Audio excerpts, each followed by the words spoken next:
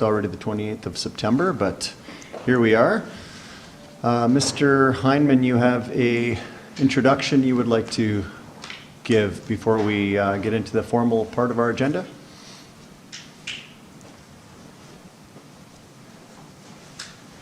Good evening, Council. I just wanted to take the opportunity to introduce our new General Manager of Infrastructure and Operational Services, Mr. Azam Khan. I'm really excited to have Azam here with us. He comes to us with a great deal of experience. He's been with the City of Cold Lake for the past 10 years as the General Manager of Infrastructure Services. His experience covers local government, public works, operations, project management, municipal infrastructure, engineering, and with an extensive knowledge in project delivery, asset management, and GIS applications. At Cold Lake, he worked on a variety of municipal infrastructure projects, including highway upgrades and twinning, water and wastewater treatment plant upgrades, a regional water line, developments along the lake, including the beach area, waste and recycling. He worked on projects at the airport as well as in transit. So he comes to us with a wealth of experience and knowledge. We're excited to have him join the team.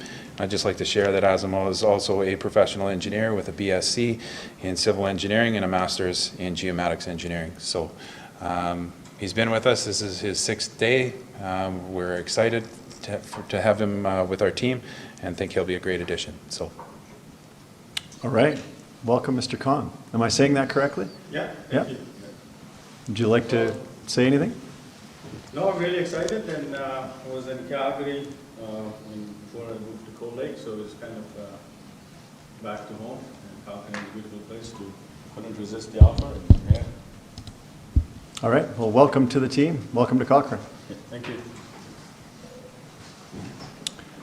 Thank you for that, Mr. Hyman. Look forward to a full complement of senior leadership team.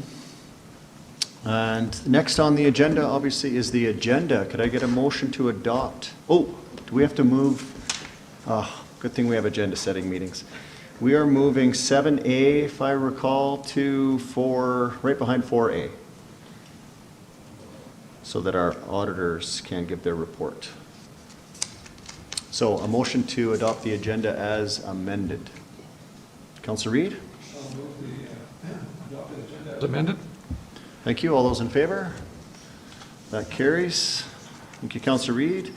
And previous minutes. Council have an opportunity to go through the minutes. Anyone like to make a motion to accept? Okay, Councillor Flowers, all those in favor? Minutes are approved. Thank you. Delegations, Ms. Lowe.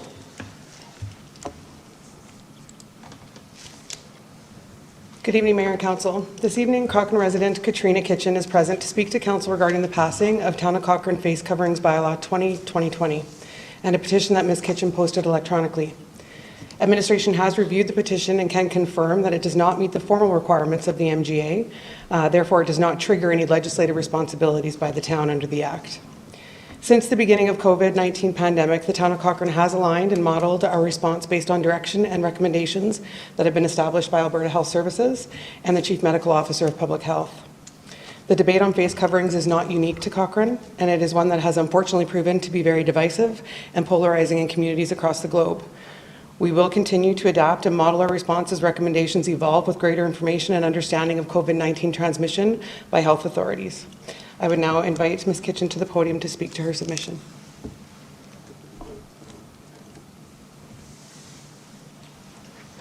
Good evening. Good evening. Thank you, Council, for hearing from me tonight. I would like to start by reading Article 3 from the Universal Declaration on Bioethics and Human Rights, which states, quote, "Human dignity, human rights, and fundamental freedoms are to be fully respected, and the interests and welfare of the individual should have priority over the sole interests of science or society," end quote.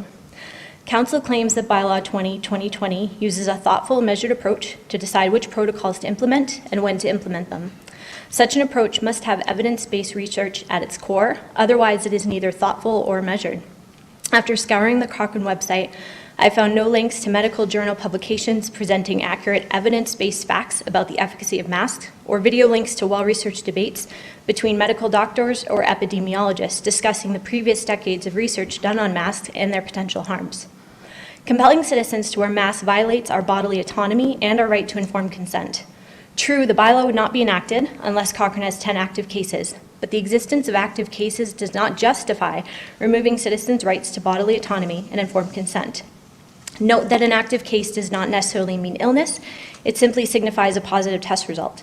In the July 29th meeting, the comment arose that councillors were extremely bothered that a mask mandate did not come from the provincial level. There was a good reason why it didn't. Alberta Health put out a report called the Alberta Health Services COVID-19 Scientific Advisory Group Rapid Response Report, addressing the key research question, quote, what is the effectiveness of wearing medical masks, including homemade masks, to reduce the spread of COVID-19 in the community, end quote. 50 different studies on masks were cited, and AHS came to the conclusion that, quote, at this point, there is no direct evidence that the use of a medical or homemade cloth mask or the wider use of masks in the community significantly reduces this risk, end quote. And, quote, there was agreement that there is insufficient information to make a firm recommendation for the use of homemade non-medical masks in the community, end quote. The province did not institute a mandatory mask policy because the evidence to support doing so was not there. If the province could not scientifically prove that masks work to contain the spread of a virus, thereby deterring them from instituting a mask policy, why would Cochrane City Council put a mask bylaw in place? Is the council privy to scientific information that Alberta Health is not? Since council is not a panel of medical professionals, I am curious as to what studies council enlisted doctors to conduct, or what medical studies were referenced and assessed regarding potential harms related to mask wearing. Previous decades worth of studies have identified these potential harms. These include impaired breathing, headache, nausea, fatigue, skin infections, gum disease, prolonged exposure to bacterial cultures near the eyes, nose, and mouth, impaired communication, and self-contamination due to the manipulation of the face mask. Instituting this bylaw when there are serious known harms associated with masks and when their efficacy has been disproven to the point that the province refuses to enact a mask law is the complete opposite of a thoughtful, measured approach. Instead, it demonstrates not only a disregard of the fundamental freedoms of individuals, which are the bedrocks of a free and democratic society, but also a lack of true care and concern for citizens. Mandating citizens wear a covering over their face that cannot contain the spread of a virus and causes harm shows the opposite of care and concern. The bylaw appears to be a knee-jerk reaction to the Calgary mask bylaw, especially since the Cochrane mayor mentioned in the July 29th meeting that, referencing the bylaw, quote, it is no surprise that it is in response to what our neighbors to the east have done, end quote, as opposed to responding to an actual serious problem that we have here in Cochrane. Bylaws should not be passed based on what another city has done, but rather on what is needed in our city and the evidence that a specific action would in fact aid in helping our community. If council believes that they can and should be able to compel citizens by law to wear masks that they do not consent to wearing, what will council do if or when a COVID vaccine becomes available? When does the dictatorial ability of council end and personal choice and freedom begin? Mandating an entire community to wear masks when the evidence stands against such a mandate is at best unwise and at worst totalitarian. That concludes my presentation, and considering my former submissions, I respectfully request that Bylaw 2020 be immediately repealed. Thank you. Okay, thank you. I see you have some support in the gallery. Council, any questions of the delegation? Councillor Flowers? Thank you for your presentation and the work that you put in on this. But I understand we're not here to debate tonight whether we made a good decision or not. It was about whether we got enough input from the public. Is that what the petition is about? So the petition was for the council to hold a public hearing to hear directly. I know some polls were done online, but to hear directly from the public in person. And I know it didn't meet the requirements. I'm not surprised, that's okay. But that's originally what the petition was for. Okay. Yeah. Just wondering if you talked to any of the council ahead of time to find out how much input we actually had before we put forward the bylaw? Yes, I knew there was quite a bit. Yep. We got hundreds of emails on both sides of the issue. Like most of what you're presenting is on one side, but we heard from many, many people. Yep. More than any other topic we've had in the last 3 years here on council. So we were pretty impressed that people were speaking out and voicing their concerns, but it was two extremes. And we listened to all the data, and like I said at the last meeting, there was a lot stronger arguments to put the bylaw in place than there was to not put it in place. So we were pretty, or at least I was very happy with the outcome of that meeting. I was disappointed with your list of people that signed the petition, that many of them, over 120, were from outside of our community, far away as Mexico and Brampton, Ontario, Halifax, all over the country, and we're not really concerned what they think about Cochrane at this time. Did you know there was that many people outside of the community? So obviously, like, I couldn't control who signed it. I did notice, obviously, at the end that, you know, people from all over, I think there was, like you said, just ridiculous places, for probably people who've never been here. And a lot of it, I think, stems from, like, they're experiencing this where they are as well, and they're not okay with it. And so wherever it's going to start, they want, you know, action to start somewhere. And if it starts in a small town in Alberta, it starts there. And I think that's kind of where that stemmed from. Right. Are you from Cochrane or Turner Valley? Cochrane. I know it said Turner Valley. I used to live in Turner Valley. I live in Cochrane. I Yeah. saw it was crossed out and changed. I know, I couldn't get it to change online for some reason. It was weird. And then I wondered how many were Cochrane, Ontario, because it said Cochrane, Canada, but it didn't say Alberta. Excuse me. I just wondered how do we cope with telling the kids that they have to wear masks in school, but the adults won't get involved? I think if the kids in grade 5 can do it, then the adults should be able to follow suit. So I disagree that I don't think kids should be wearing them in schools either. You know, it's not an opinion. It's not, oh, I hate masks, I have personal vendetta against masks or something. It's based on the evidence, and I believe that there was the public report where I listed, like, quite a bit of information. And even Alberta Health Services, right, over 50 different studies they had done, and they could not prove the efficacy to the point where they couldn't say, hey, this works, let's do it, full steam ahead. So I don't think it's a matter of, like, oh, can a kid wear a mask? If a kid can, then an adult should be able to. It's, one, does this work for what we want it to work for? And two, does it cause harm? So just to interrupt for a minute, so the petition wasn't really about hearing both sides, it was more about not liking the decision that we made? Nope, the petition, so I don't agree with it, and that's okay. But the petition was specifically for everybody to come forth and to have an intelligent dialogue about it and to present reasonable evidence for or against. Oops, sorry. Several of the people that signed the petition have already written us lengthy letters about why they think it should be different than what it is. So I was just really disappointed that it was so one-sided and it wasn't really about more input. It was more about not liking our decision. So anyways, I'd like to move the recommended action that Council accept the presentation as information. Okay, thank you, Councillor Flowers. Councillor Nagel? Thanks very much for coming here this evening, and thanks for your continued passion for this issue. I personally think it's very important that people continue fighting for civil liberties, even when it's not popular. In fact, especially when it's not popular. So I know taking a stance has probably been very tough for you, as you probably faced a lot of backlash. So I really appreciate you having the courage to come here and do this evening, even if it's not necessarily going to go the way you were hoping. But on that note, I was hoping administration could confirm for us the status of the bylaw, especially its temporary nature that is going to fall out of effect early 2021, and also if council wanted to repeal it, what that process would look like. Ms. Lowe?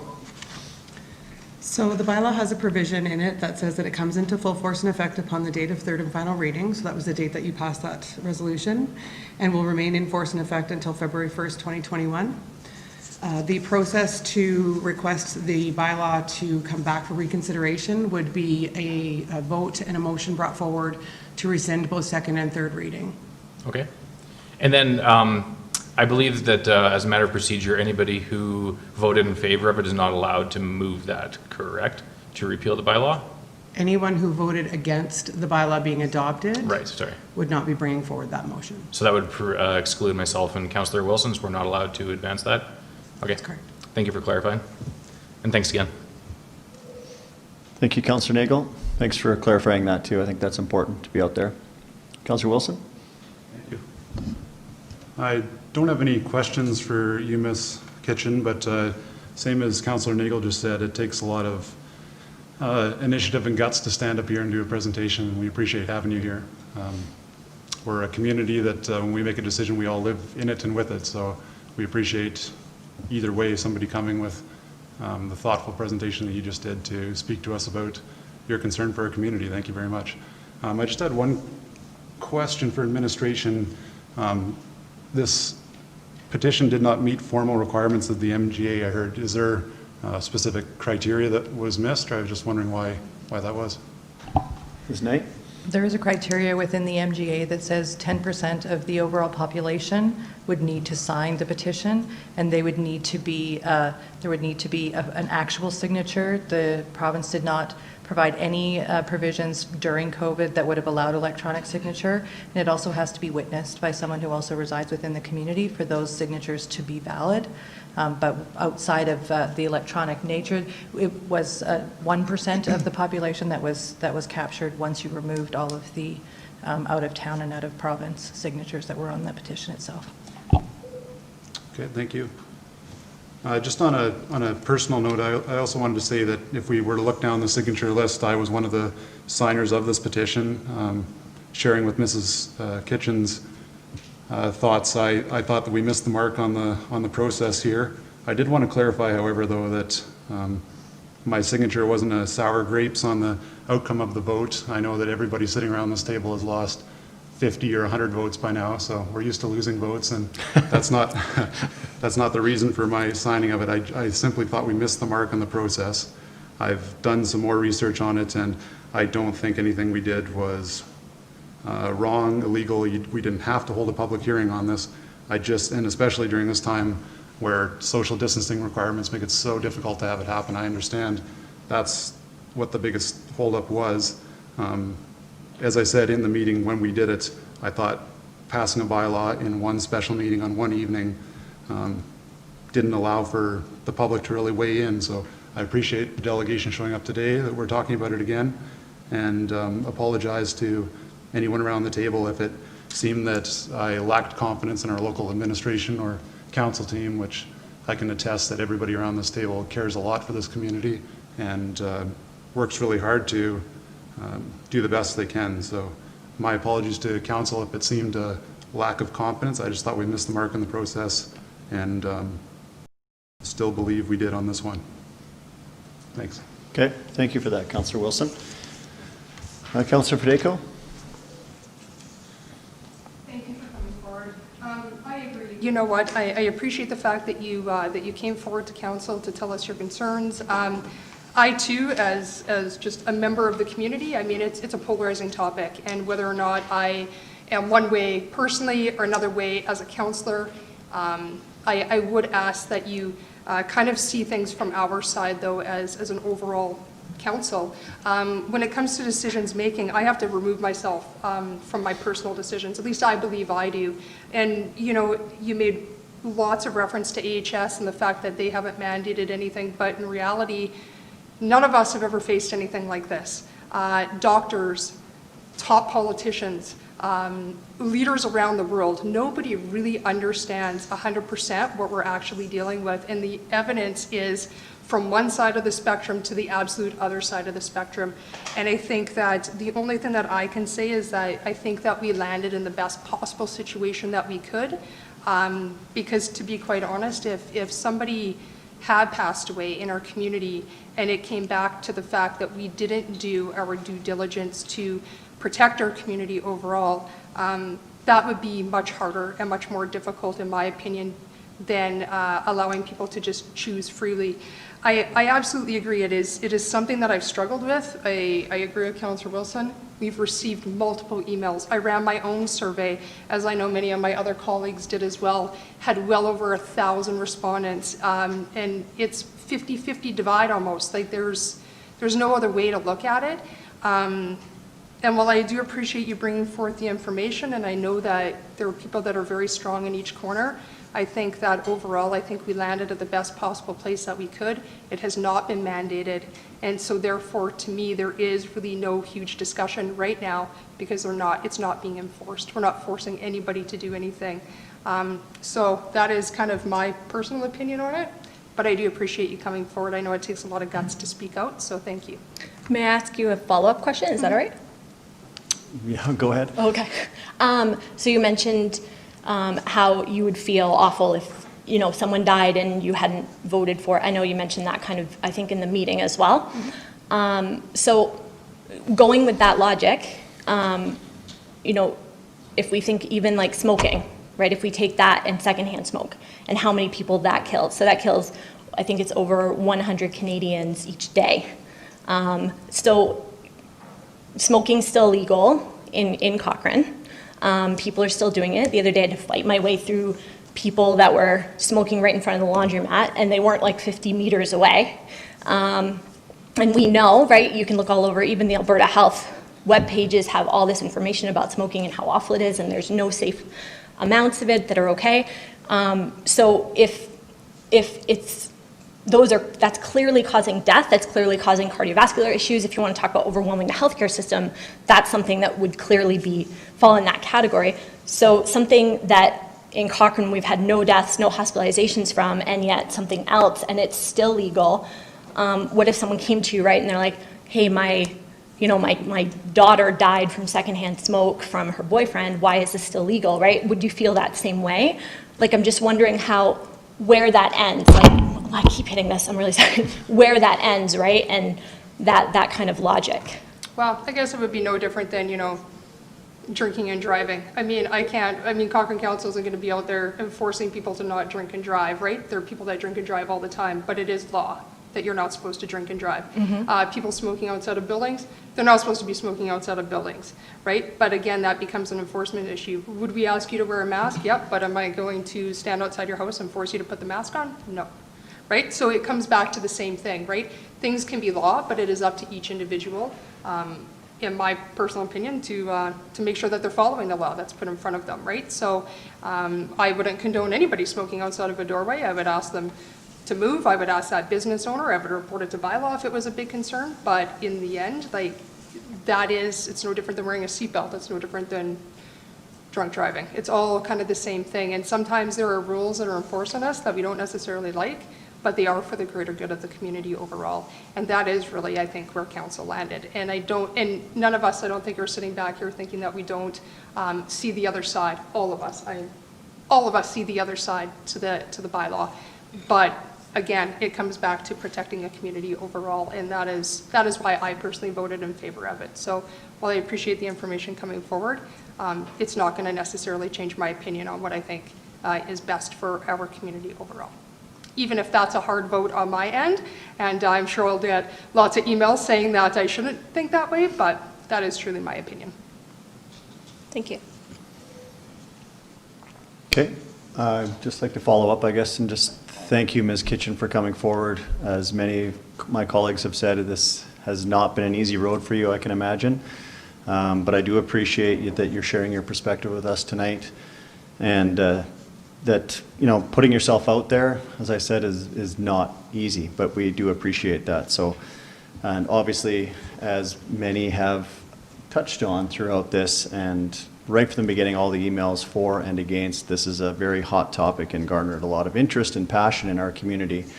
And as Ms. Lowe said in her presentation, around the globe. So while it's not an easy topic and one that we've all found ourselves kind of thrust in, navigating and responding to, we're going to make mistakes, we're going to do things our way, and thankfully at this time our cases remain well below the threshold that the bylaw set out. And as Councillor Fedeko mentioned, that residents may or choose or may not choose to wear a mask right now until we meet that threshold. So what I'm very proud of is throughout the pandemic, the Cochrane residents have really done a good job of flattening the curve and wearing a mask or not wearing a mask, but taking care of themselves personally so that the virus has not taken huge control in our community, as we've seen in other communities even as close as Calgary.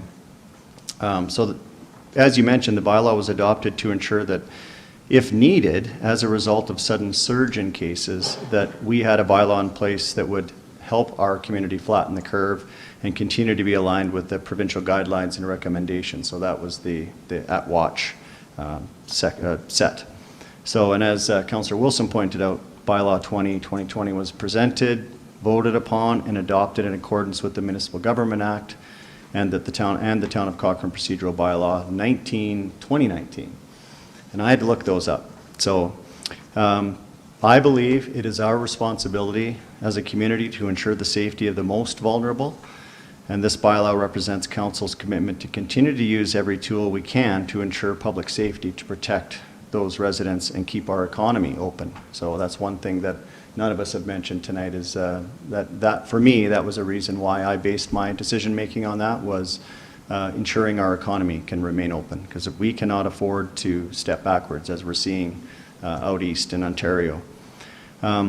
So in closing, I appreciate that not everyone is satisfied with the bylaw, but I'm confident that our community will continue to be kind and patient with one another, whatever our personal views on masks are. And as we continue to respond to a situation that none of us could have foreseen, and Councillor Federico talked about that as well. So we're each finding our way through this as communities. And again, as stated, I thank you for coming forward and for your passion. You clearly care about your fellow resident and the community of Cochrane, and that shows. And I really appreciate you exercising your democratic right by stepping forward and coming up tonight. So thank you for your presentation. Thank you. Council, we have a motion to adopt or accept as information. I'll call the question. All those in favor? It carries. Thank you. Next, we have a delegation from TransCanada Pipelines. Oh, no, we don't. Sorry. We adopted the agenda as amended. We're going to go into the 7A, the 2019 Quarter 4 Financial Report. Thank you. Or the financial statement, 7B. Good thing no one's following along at home. Sorry. 7B, 2019 Audited Financial Statements and Audit Findings. Ms. Van Kijnpima.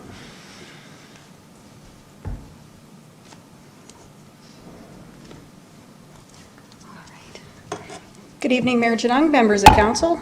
I'll fix that without touching it.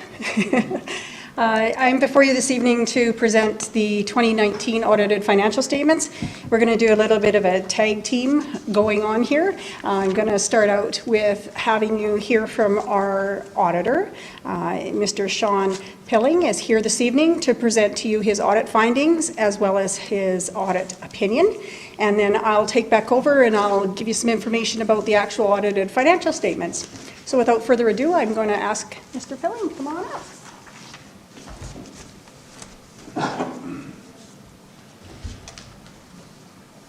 Thank you.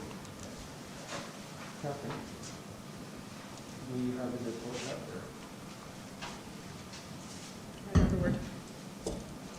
Get that for you.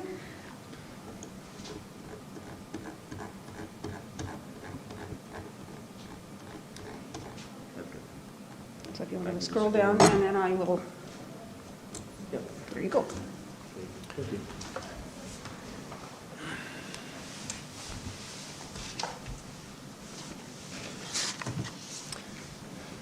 Mr. Mayor, council members, thank you for allowing me to come speak to you about our audit report, our report on your town's financial statements, so I appreciate that opportunity. So this report that we have in front of you goes through a number of different things that are of most interest to town councils for various towns and villages that I audit. So I'm going to just touch on a few of the things that are relevant to most of the towns and are specific to your town, your financial statements. So the overview and the engagement status, so obviously we're completed the audit. The only thing that's left is your approval of the financial statements and our audit report here on, at which time, with your approval, then we would then issue the statements with our our opinion and our signature on the report. And that would be reported on today's date, being the date that you approve the statements for issuance. Some of the areas, significant areas, I'm just going to really touch on some of those significant areas which you have on the screen in front of you there. So the audit service plan at the beginning of each audit, we would present a plan to you. We would provide that to senior management. And I'm just confirming to you that what we had planned to do, which I'll summarize in a few minutes, has been completed. So when we look at financial statements, for those council members who were on council, I think you were all here last year. Yeah. Anyway, so we don't look at every single number. That's the role of your finance department. As the audit, though, we will sample various components as we go through this. So when we look at the overall operations, the sample base that we use is based on materiality. So we're looking at basically a professional standard is 4% of your operating revenues is what we use as the window to look through at each of the transactions. So you have basically $63 million of budgeted revenue, hence 4% of that, just about 2.4 million, which sounds like a big number. But again, so when you look at that, I'm just going to spend a couple more minutes on this. When you look at that number, we are still picking the various components. So we look at a revenue sample. So we'll look at it with this number that we actually bring down. It's really 75% of that, so 1.8. We look at that and then we bring that down depending on the risk of what we're looking at. So we'll look at the revenue, and then we'll either tie to what's in your cash or what's in your receivables. So we look at those three. Those are what we call a stream of transactions. We'll look at the revenue. We'll also look at the receivable. We'll look at the cash, right? So even though it says 2.4, we're actually looking at each of those elements separately as we go through it. Same thing with expenses. Look at an expense, and its offset, again, is either cash, came out of cash, or it's sitting in payables. So we look at all three of those elements at the same time. During our audit, although we're not designed specifically to look for fraud, we are aware of it, and we keep our eyes open if anything comes to mind. And so, not comes to mind, but is within the evidence that we're looking at. And I can confirm to you that no incidents of fraud or suspected fraud came to our attention during the audit. We look at compliance with the bylaws from a financial perspective. In particular, the bylaw for residential fees, for commercial taxes. We look at those, and we confirm to you that you are compliant with those financial bylaws that we identified during the audit.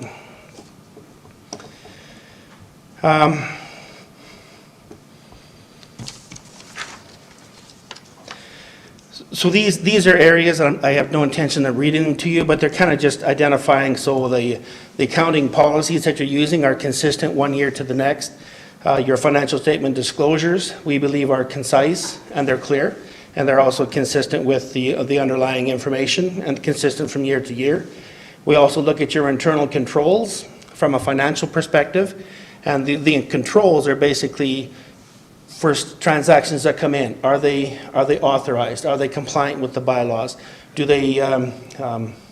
Are they paid in accordance with their underlying documents? So we look at those controls both for the report itself, but also to identify efficiencies that could be beneficial to the financial department. And so no significant deficiencies were noted. We talked about a couple of things with the finance department, which are relatively minor to the overall perspective, but finance has that information to work with to consider for improvements going forward.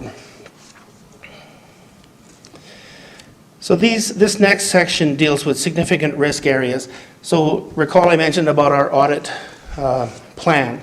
So these are areas that we identify as being higher risk. Not that they're wrong, but the significance of changing an opinion makes it a higher risk, right? So we look at government transfers. Is it transfers for capital? Is it transfers for operating? What is it for? If it's specific to a capital rather, what do you have to do before you recognize the revenue? So these first couple of sections being government transfers for operations and capital, and deferred revenue, and deferred, in fact, those three deal with making sure that you have the information right. Without going too deep into it, if you got $10 million to build a bridge, but you hadn't built the bridge yet, you'd have cash sitting in your cash and in deferred revenue. But as soon as you build it, then it moves out of your deferred revenue over to your revenue recognized during the year, right? So we look at each of the grant contributions. We look at the underlying, what's called stipulations or requirements you have to fulfill to meet those recognition criteria as revenue. So we spent a lot of time looking at those and making sure that they're recorded properly. One of the other major areas is also your capital assets. When you do get your financial statements, you have $458 million worth of capital assets on your books, which is roads, infrastructure, bridge, all those elements of that nature. So we look at those to ensure that what you've got recorded is consistent with, did you buy it? Did you pay cash for it? Did it come from off-site levies? Did it come from contributions from the government? Did it come from a community development which now contributed it to the town? So we look at all those elements to make sure that they're recorded properly, and they are. Our conclusion is that they are reported properly. The biggest expense, I know I'm going to say this is an obvious statement, the biggest expense by far is your payroll, right? And it accounts for 42 to 47% of your operating budget, so it's by far the biggest element. We look at this to ensure that that everyone is getting paid what they had agreed to be paid. So there's a personnel file, a master file that talks about, if I'm going to, not me personally, but whoever your staff member is, they're going to receive a certain salary, going to be paid X many dollars, they're going to have this kind of a pension contribution, they're going to be entitled to so many days of vacation. When we pick an individual and a payroll transaction, or several transactions, we will look at that to ensure that all of them are recorded properly in accordance with those documents. And our findings are that they're recorded properly. The other thing we watch for is phantom employees. But again, that can be verified that they are real people because you have a personnel file. You'll have a signed employment agreement that goes with it, right? So we're looking at those things. User fees. User fees. So what is that? That's basically your utilities, your water billings, your water, sewer, garbage fees. Those are what we call a user fee. So the residents are receiving a service and then paying for it, right? So we watch for those to ensure, first of all, that whoever you're invoicing, that they are paying for the service or it's sitting in receivables. And if it's in receivables for very long, why is that? What's happening? So we'll talk about the valuation of the receivable before the collection comes in. And that's one of the disclosures we have, particularly with respect to property tax, is under the MGA, you got to report of your property taxes receivable, how much are current? In other words, are they within the time frame that's considered current? And how much, if any, is outside of the current receivable piece? So that's all recorded within your statements and recorded properly. Another element, so the last higher risk area is really a transfer to and from your reserves. And I believe Catherine will be speaking about that later. Okay. So we look at that to say, okay, so how much are you setting aside? Is it for capital? Is it going to meet your needs? Is it for operating? Is it going to meet your needs? So those are the things that we look at for authorization to ensure the amounts are transferred in as agreed upon by council or upon directive from council itself. We do confirm that we are independent, so that means that we're not sitting at the table here with you doing the work and then turning around and saying, hey, it's great, trust me. We are independent. We take that very serious and confirm that we are independent. We also confirm with management on written representations. What that means is So the information that you've provided to us, it's complete. It includes all the things that we've asked for. We've talked about unforeseen, and this is really difficult to talk about things that you don't know yet, but are concerns. It kind of can be summarized as what keeps you up at night, because that's often an indicator there's something going on in the background that you don't have records for yet, but there's concerns about. So we talk about those things to ensure that everything is recorded, all your liabilities are there. In the audit, throughout the year, you would have been talking about what is presented on the financial statements that you're looking at each year, each quarter, and that information will be based more or less on a cash flow, right? So when you budget your bylaws, you're budgeting, we need this many dollars to deliver the town's operations overall. It'll be, some pieces are going to be for paying down debt, some pieces are for capital. So we look at those things, and then they are presented on a cash, I'm just going to call it cash flow basis to operate, but then the public sector accounting standards require that they be changed from a cash to the accepted standards for governments. And that same standard applies to a hamlet of 150 people to downtown Toronto, right? So big public sector accounting and small public sector accounting, the standard is still the same. As a result, the non-cash adjustments, amortization, for example, which is the cost allocated over the period of use, is a big number that you currently don't budget for, but you have to adjust for to get it into the statements. So this first line here for $11 million adjustment, well, 11 million of that is amortization. So that's an adjustment that's done at year end. Similarly, you then make adjustments the other way to take away from cash accounting to the acceptable framework, the public sector accounting standards framework. So the numbers, although they look big, as you can see in the comparative information, they are consistent year to year to change from what do you need to operate versus what do you need to report in accordance with the public sector standards. So the numbers look big, but they're adjusted fine. Last comment, you may recall we talked last year about timing differences. We made a concerted effort working with Catherine and her team to ensure that there were no significant unadjusted differences. So what that means, so not all the timing issues that we came across are included in these adjustments up here. So what's a timing difference? You receive an invoice in March for a service provided in December. It should be recorded in December. We made sure it was recorded in December, working with the finance department. So, after all those procedures are completed, it is our opinion that the financial statements do present fairly. I don't have it on here. The financial statements are presented fairly in all material respects in accordance with public sector accounting standards for the year ended December 31, get the right year end going, December 31, 2019. Mayor and council members, that is my report on your financial statements. Okay, thank you. Councillor Reid, you have a question?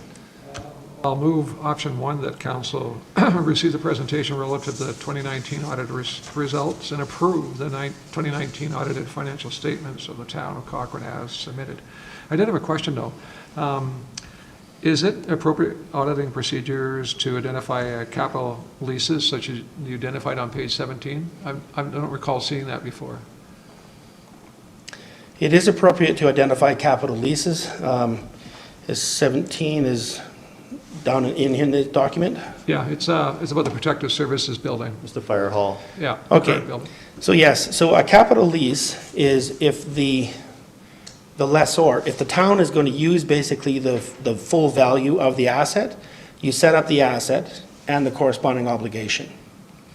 So if you were, and there's a number of criteria around that, but it's basically if you're going to pay for 90% or more of the cost of that asset, it's a capital lease, you record it as an obligation and an asset.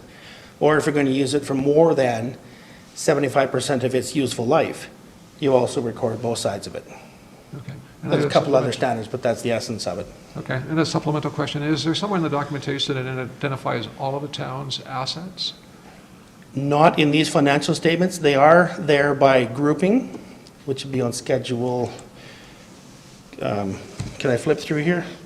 I don't recall the schedule number right offhand, but there's a schedule that says these are the engineered structures, this is the land and improvements, this is our buildings, sorry?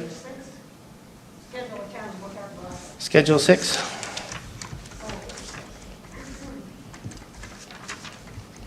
So it's in our package, is that what we're saying? Okay. Yeah. Yeah, Thank you, I'll find it. That was all my questions. okay.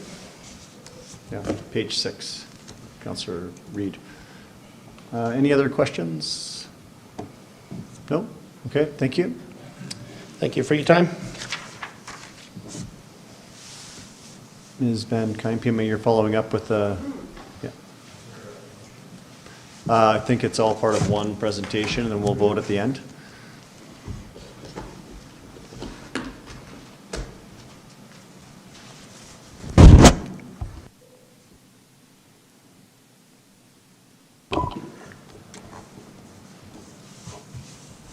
I believe that's page 6 that's up there now.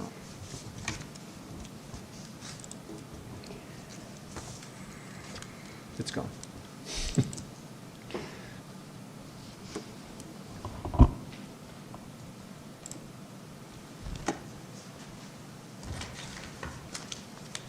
All right. Thank you, Mayor Jung, members of council.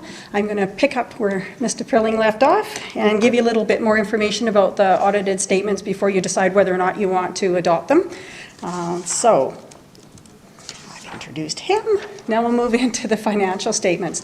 So I thought rather than going through line by line, telling you stuff that's sort of in compliance with public sector accounting bodies, which is important because that's how we have to prepare our statements and file them. But I think you'll find this year I did a little bit of trying to dig myself into your minds and trying to think about what kind of information would you like to know about. And so I'm going to try and attempt to meet what I think you might be thinking. So, Good luck with that. yeah, exactly, he's a moving target.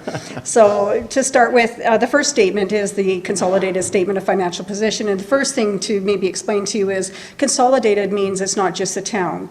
It actually is the town and the Canmore Libraries, books and records and transactions all together. So we are required under public sector accounting standards to consolidate those two entities. So they're not big numbers, they don't change ours significantly, but just so that you know that's what consolidated means. So what's the statement of financial position? It used to also be called a balance sheet. So basically what that is, it's the cumulative history of the town's finances. So it's sort of the running balance of everything. So it's the running balance of the assets that the town has, its liabilities, its tangible capital assets, as well as something called accumulated surplus. So the accumulated surplus is every year's surpluses all added together, less money we've spent for tangible capital assets and any long-term debt transactions. And if you want to know what's happened to our accumulated surplus in 2019, I encourage you to look at the schedule of changes in accumulated surplus. I'm not going to go through that with you, but if you have any questions, I'd be happy to answer them. So to give you a little bit sort of a summary of when I'm looking at the statement, what did I find? I found that our financial assets have decreased and our liabilities have also decreased. However, our non-financial assets, so that in particular our tangible capital assets, like the capital stuff that we've done, and I'm thinking bridge would be a big part of that in 2019, at least the first part of the bridge. So overall, we're actually up, right? So our overall assets are up over 2018, so we're heading in the right direction. Okay. The next thing you're going to find is a statement of operations. So what does that statement tell you? That also used to be referred to as an income statement. So it breaks it down by how much revenue did the town bring in by the type of revenue. So taxes, user fees, penalties, things like that.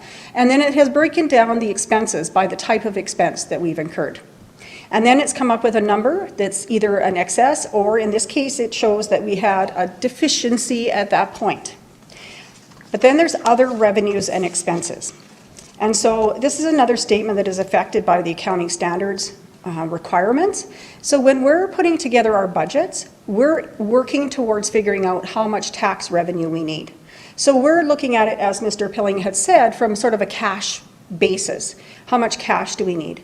So when you're starting to look at the statements, you're going to look at it and you're going to say, well, we ran into a deficit. But the numbers in there include $11 million in amortization. And then other things that aren't included in there. So there's lots of ups and downs and all arounds. So, I'm sorry, I thought I heard something. It doesn't include reserve contributions, doesn't include reserve draws. So all of those things that form part of our budget to figure out how much we need to collect in taxes. So as a result, the excess or the deficiency per this statement is not the operating surplus that we're going to talk to you about when we bring the Q4 or the quarter 4 reports for 2019, because that's calculated based on how we budget, how we operate. It is the number that we had left over of the taxes that we collected or the other sources of revenue that we brought in that we didn't immediately spend in the year. So that will be part of the Q4. So what did I find with the statement of operations? I found that our revenue is higher than we had in 2018, as were our expenses. And the reason why you're seeing the deficit sort of before you get to the other revenues and expenses is because our expenses were higher than revenue before we looked at those other types. And that makes sense because if I look at the other types of revenue, they are off-site levies that we collected. They're capital donations, they're contributed assets, they're all of the sort of the transactions that deal with tangible capital assets. So we don't keep track, we don't budget for contributed assets. Those are assets when a developer hands over sort of the keys to the development, we get the sidewalks and the roads and the streetlights and all of those things to look after.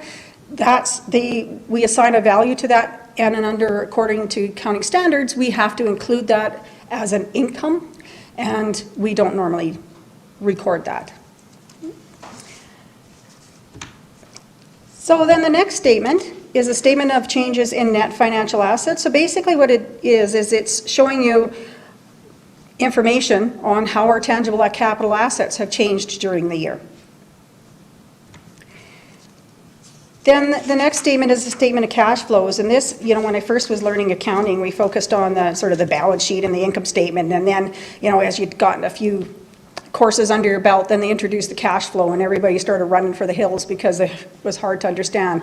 But it's actually a very useful statement in my opinion because it ties your statement of financial position to your statement of operations and brings you through what happened to your cash during the year.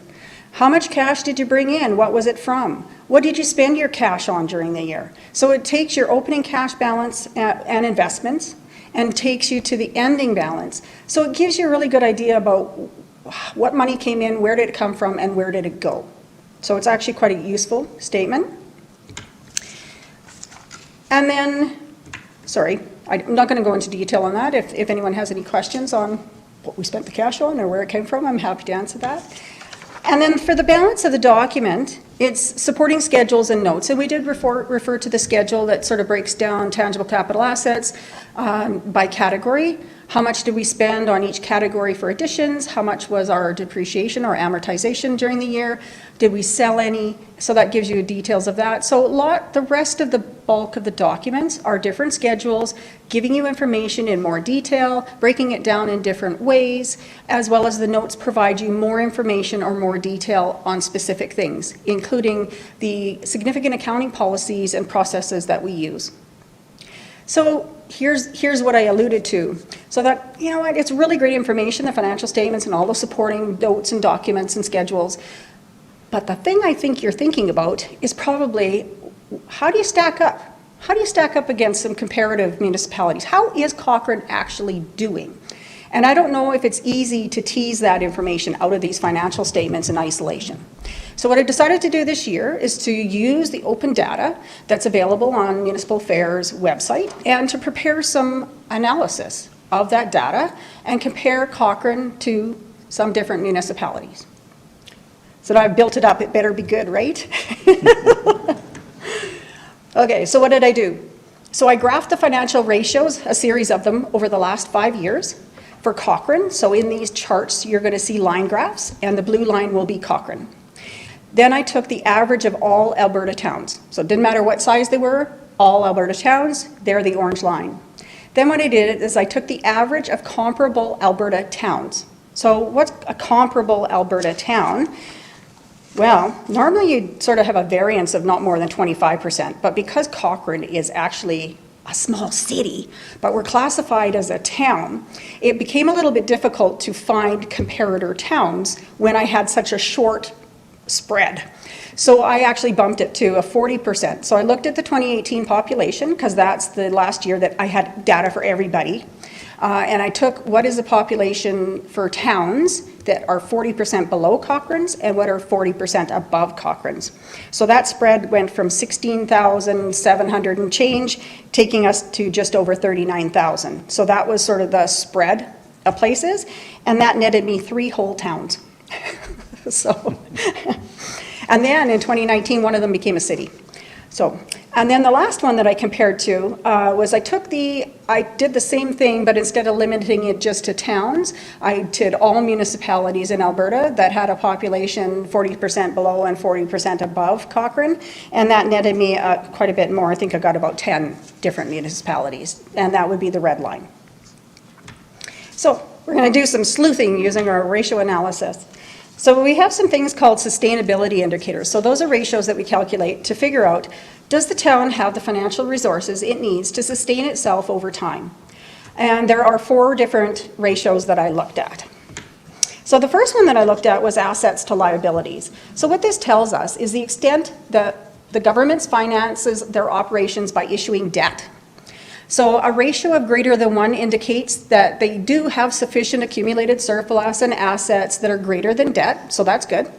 A ratio of less than 1 indicates that their assets and their tangible capital assets are actually less than the debt they have outstanding, and so that's an indication that they've been financing things through debt. You've been putting it on your credit card, and you don't have any cash in the bank to pay your credit card at the end of the month. That kind of scenario. So here you go, first one. So here is the chart. So again, remembering Cochrane's in blue.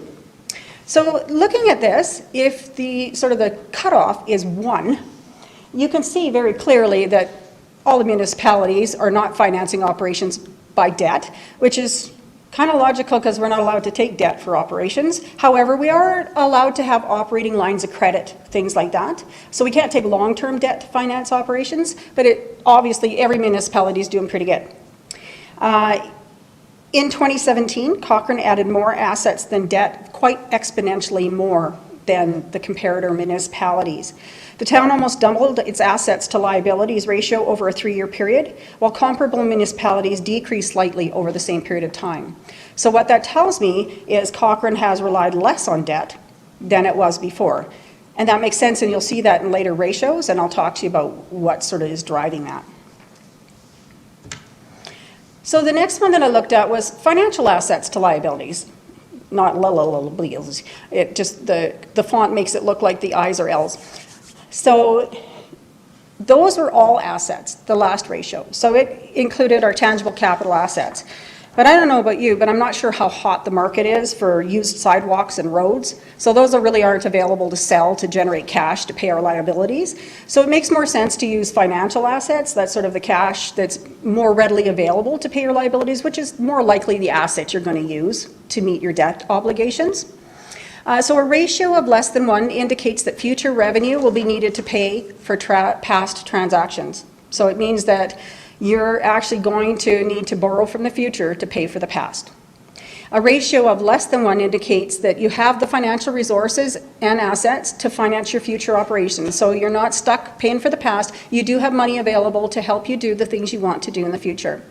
And a trend showing any decrease in that number indicates increasing net debt or decreasing financial assets or both. And so that's something that should be kept an eye on. If you're finding, yeah, your ratio's good, but if it's starting to trend downward, that might be something you want to look at and see if they need to be making any changes. So look at that. Cochrane in blue again. So as you can see, everybody's in the healthy area. Pretty much the rest of the municipalities have held steady. but Cochrane has actually improved over that period of time. It's always been slightly higher than its competitors, but since 2017, it's become even more so, and it's actually left the town in a good position to fund our future transactions. So we have financial assets available to us to give us that flexibility that we were talking about, that we're going to be talking about next, and also sustainability. A municipality that doesn't have cash in the bank to fund future things that come up, it's going to be hard. It's going to be hard for them to sustain themselves. So the next one we look at in sort of that sustainability area is a current ratio. So it's the ratio of our current assets to current liabilities. So what do we mean by current? So current is assets and liabilities that can be converted to cash in less than a year or have to be paid out in less than a year. So our current assets include cash and temporary investments, accounts receivable, and our current liabilities is accounts payable, short-term borrowing, and any current portion of long-term debt. So the current portion of long-term debt is the amount of the payments we're going to need to make in the next year.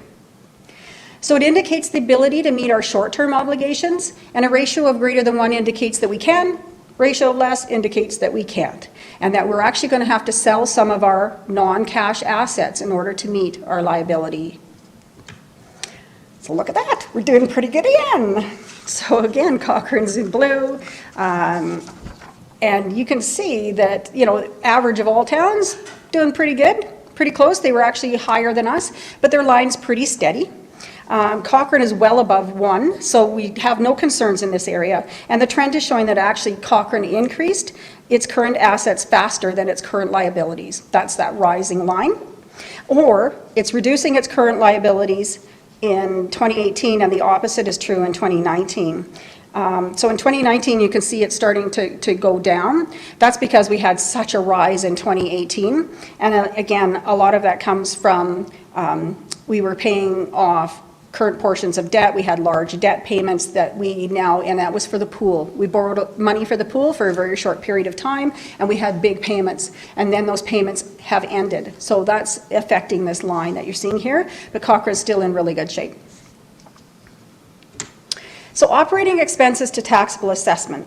So what this does is it provides a trend on the spending over time in relation to how our economy has been growing. So the trend shows trend showing the total expenses growing faster than the rate of economy might not be good. So basically what that's saying is that you are having more operating expenses for your town than is justified by the growth that you're seeing within your town. Oh, look at that. So Cochrane is the lowest out of all of the comparators. So basically what this is telling you is that Cochrane's consistently the lowest ratio and has actually decreased since 2015. Slightly, but it's still a decrease in 2015. So while the Cochrane economy has grown quickly over that period of time, the expenses did not grow as quickly as our assessment did, and far less than the average of all of our competitors. So basically what that's telling you is that this current council, as well as the councils of the past, going all the way back to 2015, have done a really good job of holding the line on the operating expenses, and have not had it necessarily keep pace with the pace of growth over that period of time. Okay, so that's that information on that sustainability. So then we move into some flexibility indicators. So what are flexibility indicators? Those are the ones about how well can the town of Cochrane roll with the punches? How can it be does it have the financial assets that it needs and the flexibility it needs in order to take advantage of opportunities and respond to downturns, COVID-19 being one of them? Did we have some flexibility available to be able to respond to that appropriately, or were our hands kind of financially tied? And that's what these ratios are going to talk about. And there's 4 of them as well. So one of the ones we look at is debt charges to revenue. So we take a look and we measure how much we're having to spend on our debt repayments as a percentage of our revenue. The proportion of the current revenue that goes to servicing past borrowing. That's what this ratio is. So it illustrates the extent that past borrowing decisions have actually put a constraint on the ability to meet current and future financial needs. So the decisions of the past affecting the future. So the higher the ratio, the more revenue goes towards paying your debt. And what's with the tent? there's a great big tent there in the middle. And at first I went, did I do something wrong when I was calculating it? I pulled the wrong number. Actually, this is short term, so that the high payments for the pool is what's showing here. So we had a short-term borrowing for the pool, the payments were very high, and then it was paid off quickly. And you did that intentionally, and that's why you're seeing the tent. Whoops, that's why you're seeing the tent. If you sort of ignore the middle part where we had that tenty glitch, and you take a look at 2015 compared to 2019, you can see that obviously we had lower debt payment obligations coming out of our revenue in 2015, and we have more in 2019 because we have taken some debt for the bridge in particular. So it makes sense that it's up slightly, but it's still below all of the comparators, and it hasn't been exponentially uncontrollable. It is not a large percentage of our revenue, our debt repayments. So another thing I looked at was debt as a percentage of revenue. So of our total revenue, what's our total borrowing, including those capital leases that the question was asked about earlier? What this does is it demonstrates our growth in our revenue compared to the growth in our debt. And an increasing trend indicates that debt has been increasing faster than our revenue. So we're starting to use debt rather than increasing other sources of revenue to fund what we're trying to do. When you do that, it limits your flexibility. So if we take a look again, Cochrane in the blue, as you can see, we had the tent, and that's for the pool borrowing, and then we've had a steady decline as we've been paying off the pool. And you see the decline starting in 2017 because we were making those repayments, and they were large repayments each year. So this one, while Cochrane had a higher proportion of debt to revenue when the pool debt was outstanding, it was repaid in 2019. And we are now in an enviable position in regards to debt as a percentage of our revenue.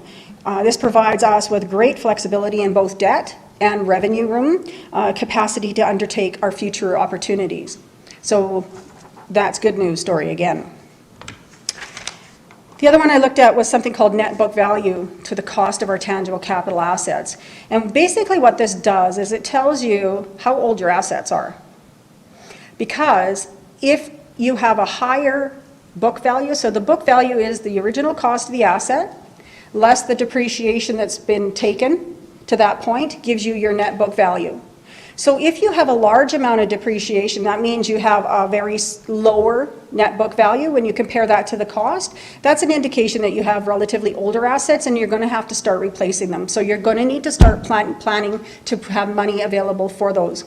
The older your assets are, the less your flexibility is because you have commitments now to have to replace those assets. You don't have as much room to do something new and different. So if we look at the net book value to the cost of tangible capital assets, you can actually see that Cochrane's assets compared to the other municipalities that we looked at is relatively young. And you can see our line has slightly decreased, which means we haven't been acquiring younger assets as quickly as we've been depreciating our older assets. But that's a very small change. It's like 1.5 or 2% difference. And we are in much enviable, again, position than a lot of other municipalities because our assets are relatively young, and that's what this indicates.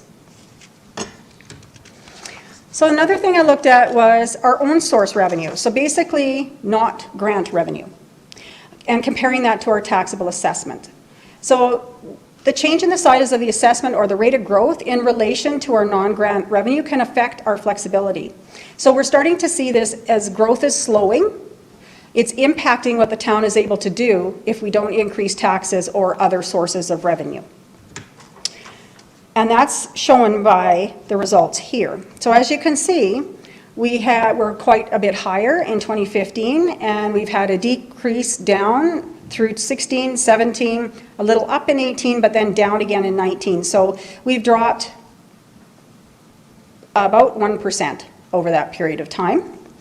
So the results indicate that as our assessment's growing, the town's non-grant revenue has not kept pace.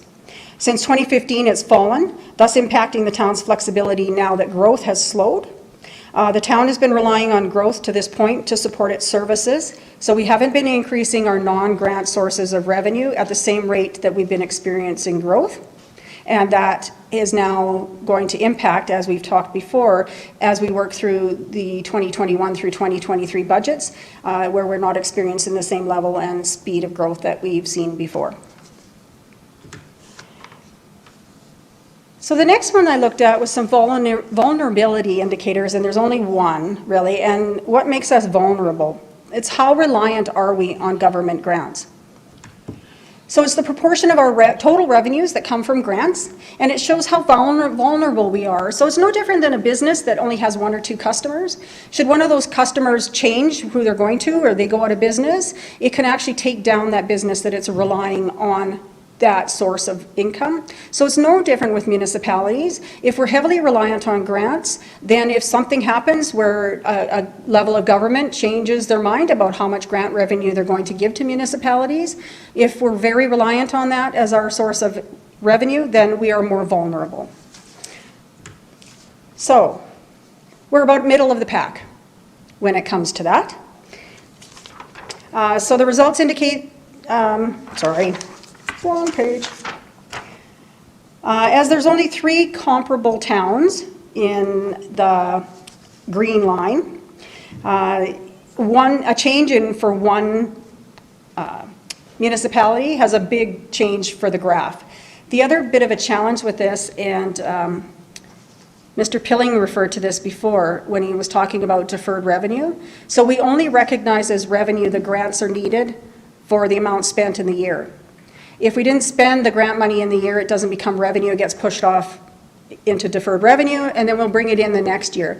So that really has an impact on the timing of these grant revenues. So this isn't the grant revenue that's the allocations for each of the municipalities in the year, it's the grant revenue that they recognized as revenue.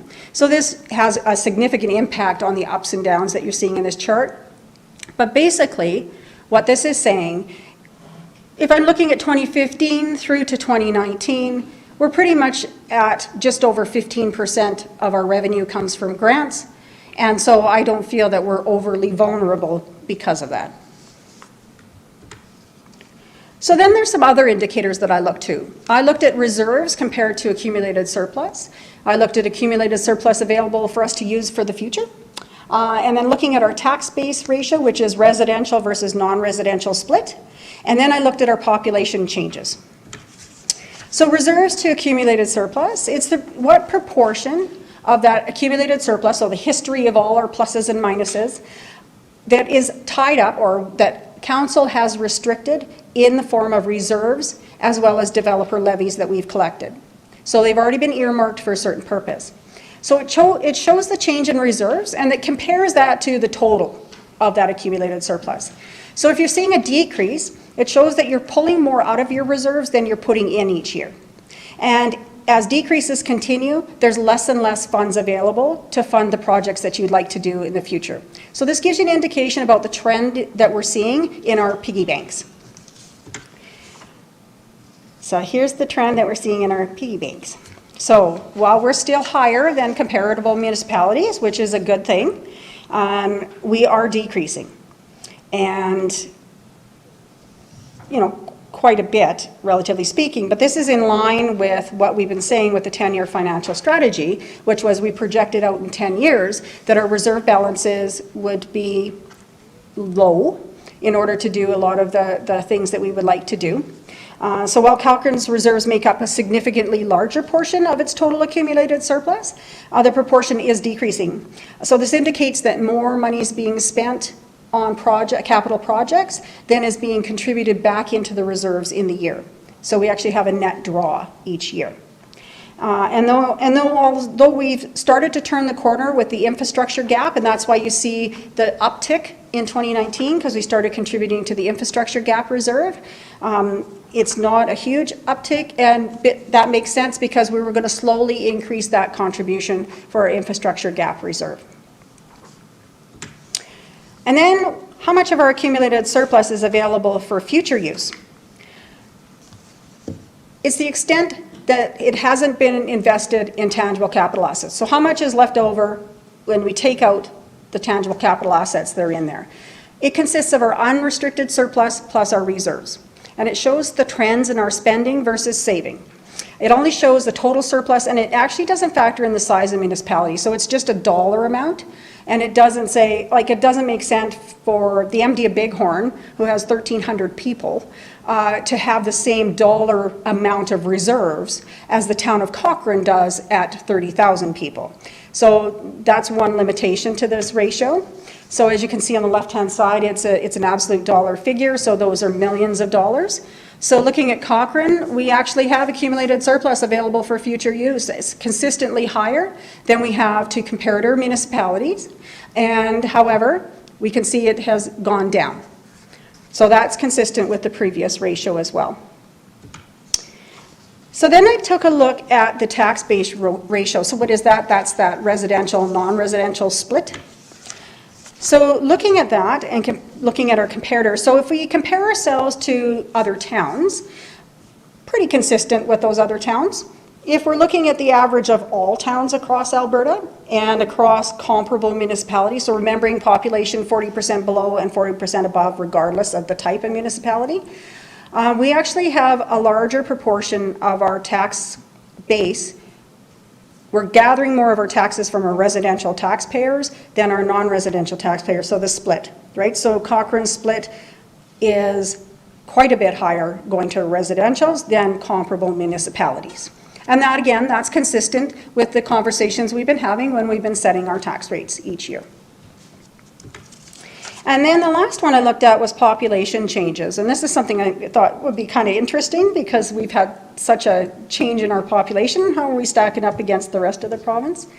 So again, Cochrane's in blue, so you can see we had a huge change in 2015. Slowly our percent, 2015 was like just under 12% increase. I think it was like 11.74% year-over-year population change. And it's been steadily decreasing. We had a little uptick in 2018, and then 2019 starting down, and I anticipate probably in 2020 we won't have a big uptake in population again. So that's consistent, really, with what we've been seeing. And all of this comes from financial information. So I thought it would be kind of interesting to present this to you, to give you an idea, this is what your statements are saying to you, and then comparing it to our neighbors. So what are the overall conclusions that I've drawn from our financial statements? Overall, Cochrane is not financially wealthy, but we are financially healthy. With relatively young assets, we have room to add new ones. There's also room to borrow funds to do this work, especially in the financial environment we find ourselves now with low borrowing rates. And remember, when we borrow, it's set at that particular interest rate for the whole term of the borrowing. It's not like when you take a mortgage that maybe in 5 years when you renew, it might have a higher percentage. However, care must be taken to ensure that we're keeping an eye on those reserve contributions and that we're contributing to our reserve contributions at a higher dollar amount than what we're spending each year. Otherwise, it's a game. It's money in, and then you're taking it right back out again. So you're not really saving for the future. So with that, there were a couple of resolutions that are on the floor. But before you take a vote, I welcome any questions that you have. All right, thank you. And Councillor Reid, you'd already put both the motions on the floor. I just want to say one thing, Catherine, before we get into questions. And the financial statements were, generally we see these in April, May, correct? Yes. Due to COVID, province allowed municipalities to defer these to October 1st, right? Yeah. So I just would like to highlight and thank you and your team for all the work that had to go into all of this and your presentation tonight during COVID. That's not an easy task. It's not it's a very important document that we accept every year and sometimes maybe even take for granted all the work that goes into it. But I just wanted to stop for a moment and say thank you to you and your team for trudging through COVID and aligning and adapting and overcoming and working from home and all of the things that we are all used to talking about over the past 6 months and still having to do this. So thank you for that. Thank you. I'd like to thank Tanya Gallen and her team on the finance team. They were the ones who did a lot of the legwork, and it's not funny. It's pretty sad. The week that the auditors were going to come and do their field work in March is the week that we shut down and sent everybody home in a hurry. Yeah. So thank you. Yeah. Okay, let's get into questions. Councillor Reid. Yeah, actually, it wasn't a question, it's more of a comment. And that was, I thought this was a brilliant analysis. I really appreciate it. In fact, it's probably one of the best we've seen, or I've seen personally in years. Not so much as it relates to the audited financial statements, but rather what the foundation it sets for our discussion and the decisions that we're going to have to make as it relates to the budget. So I thought it was brilliant, so thank you. Thank you. Thank you, Councillor Reid. Councillor Padeco? Yes, thank you for the information. It was very valuable. I have a couple questions for you. This council's been contributing towards asset management. I know that last year's budget, we kind of reduced the amount from the previous year. Is that something that we should be thinking about as we move into this year's budget process again? Or should that money be spent perhaps putting more money back into reserves or someplace different than where we have been putting it? So I'm the conservative accountant here speaking to you. So my recommendation is always going to be more conservative perhaps than some other people who are more innovative and risk takers than I am. I'm always going to be a proponent of putting money into capital, into your reserves, so that you do have that flexibility and that ability to respond and to do the things that you need to do. I don't like that we're drawing more out of our reserves each year than we're putting in. I don't think that that's sustainable. Do I think we need to increase our contributions to reserves? Yes, that's one option. Another option is to decrease how much we're drawing from those reserves. So I think that both of those things should be on the table when we're deciding on our budgets this year. Thank you. And my second question is, I mean, obviously we've talked lots as council about the tax base ratio, obviously commercial to residential. Yes. This is a tough time economically for not just Cochrane, Yep. but every municipality across Alberta. Have you heard anything about other communities perhaps looking at that ratio, perhaps maybe changing things up themselves? Is it something that we should still be considering without obviously hurting our business community? I mean, those are all concerns that we have. Do we kind of maintain status quo for right now? But they're all questions that I probably have as we go into this process. Yeah, Councillor Fideco, thank you. I suspect that when we get to the springtime, April-ish, when we're setting the tax rates, that this will become more of a pointed conversation. The challenge with this is it's a balance. So you have the same amount of sand that you have to put between the residential taxpayer and the non-residential taxpayer. So none of the sand goes away. So you're either going to put it on this side of the scale or you're going to put it on this side of the scale. And unfortunately with COVID-19 and the downturn in the economy, regardless, because we are heavily dependent on oil and gas, both sides of our balance are affected. So it's not just our non-residential taxpayers or our commercial taxpayers, but it's also the individuals as well. So, you know, that's the conundrum, and that's what makes it so tough for councils to make a decision, because none of the sand goes away. That's the decision when you're doing it at budget time, right? How much sand there is, and then you have to make the decision about how big is each piece of pie. Yeah. Yeah. Thank you. Thank you for the information. Yeah. Councillor McFadden. Yeah, I just want to echo my thanks for that very thorough report. So thorough, I can't think of a good question. But what I really did appreciate actually was the comparisons. That was the first time I've been able to see that, how Cochrane, where our financial statement is in regards to other municipalities and how we're faring, because it also reflects on the weight that our residents pay and the value that they're actually getting for their taxpayer dollars in being residents here. So it was really great to see that. I know probably not part of this report, probably part of our budget conversations. I do appreciate Marnie bringing up the conversation about the tax ratio. But are we seeing, is there any early indications you can give us about kind of the status of our revenues for 2020 thanks to the COVID impact? Yeah, so right now, I mean, our taxes aren't due for a couple of more days. So we haven't been noticing any significant trends. So there was a bunch of people who didn't pay June 30th. Surprise. Is that because they couldn't, or is that because it wasn't due till September 30th? So I think it won't be until after the September 30th due date that we're going to find sort of what the impact has been. We have not had a large number of people who normally are on our TIP or our monthly payment program come off of it. So that was one indicator. People are still trying to make their tax payments as they come due. we may find that there will be some people who are asking for some consideration, maybe perhaps giving them some more time to pay their taxes or other things. And the plan is for Ms. Butts in our tax and assessment area to gather any requests that we have and come to council in one sitting later on this fall, if that's the case.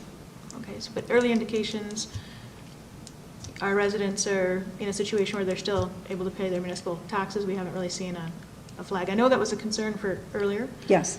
Yeah, we haven't, there's been no red flag. And that's not to say that there aren't people, just that there hasn't been oh my goodness, we've been getting a large number of calls, or we have a large amount of taxes comparison to other years that haven't been paid yet at this point. Yeah. Thank you very much. Thanks. Councillor Flowers. I would like to thank you for the great presentation. There was a lot of good news in there, and the way you presented it was easy to understand, and the comparisons were really helpful with the other communities. It seems that we are very flexible and that we have been able to pay the pool off, which I wanted to highlight because I'm not sure how many community members really know that. And there was a lot of concern about how many years that was going to take, so good news that it's paid off. Thank you. And I'll be paying close attention to revenues and reserves, is the takeaway that I got. Excellent, thank you. Thank you. I think that was the intent. Councillor Wilson. Thank you, Catherine, to you and the team, and Tanya in particular. At the real risk of putting you on the spot, I was wondering, could you provide a few larger examples of revenue sources that comparable municipalities utilize that Cochrane currently doesn't? Would one be the breadth of our offsite levies that we collect on new home builds? Yeah, I don't think our offsite levies are that out of line with other municipalities. And it's funny, you know, Mr. Welland and I are working with Urban Systems to update our offsite levy bylaw. And we were actually just worked through saying they're not comparable because there's different philosophies that go into offsite levies. So some towns require certain arterial roads to be in their offsite levies, others require them not to be in their levies, some require that the town front end stuff, others require that developers front end stuff, so it's not really being able to compare apples and apples. So that's one part of your question. The other part of your question is other sources of revenue that we're not utilizing. I know the city of Calgary had a business tax, but I know they've been phasing that out. So that would be one thing that we have not pursued, and I highly would recommend that we not do that. I don't think it would be popular. I would happen to agree, yes. Yeah. You know, other than that, off the top of my head, I think there might be some opportunities, perhaps if we want to move more towards a user pay, looking for more opportunities to charge user fees rather than using our tax dollars to cover that. That might be an option. But other than that, nothing else comes to mind off the top of my head. Okay, thank you. I had user fees written down here, thinking you might touch on it. Yeah, okay. Thank you. Thanks for the answer. Thank you. But just a follow-up to that, so then we made some adjustments to offsite levy bylaws right when the MGA changed, and council got a recent update on that. But through your ratio and your analysis that you've given us tonight, is it your intention to follow up year to year and give us the same? Hearing good feedback on that. It would be interesting to see as our adjustments to offsite levies and that we've, say, added RCMP or, you know, provincial intersections on the highways in offsite levies, how that would change that ratio. I think that's a good question, but we wouldn't see that necessarily in this presentation because those haven't really had a chance to take effect yet. That's correct. Yeah. Yep. I just find it really interesting as I was working through this data and it's all financial statement data for all of these municipalities. And what our financial statements are telling the same story that we've been telling all along. So. Cool. Yeah.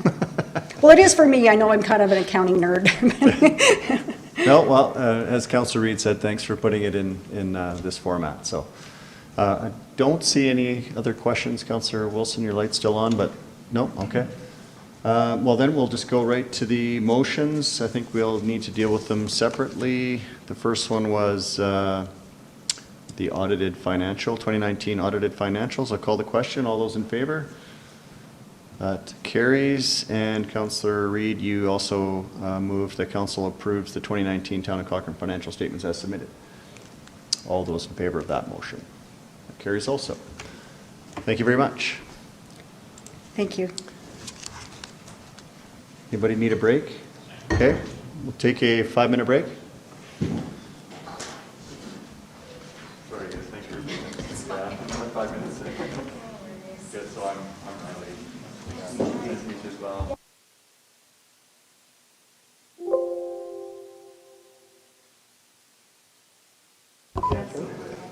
Thank you.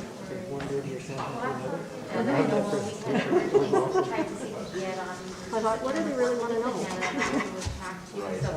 Thank you, I'll get all of that signed and get that couriered out to you guys. If you file first, I will get the stuff in and so I'll sign up.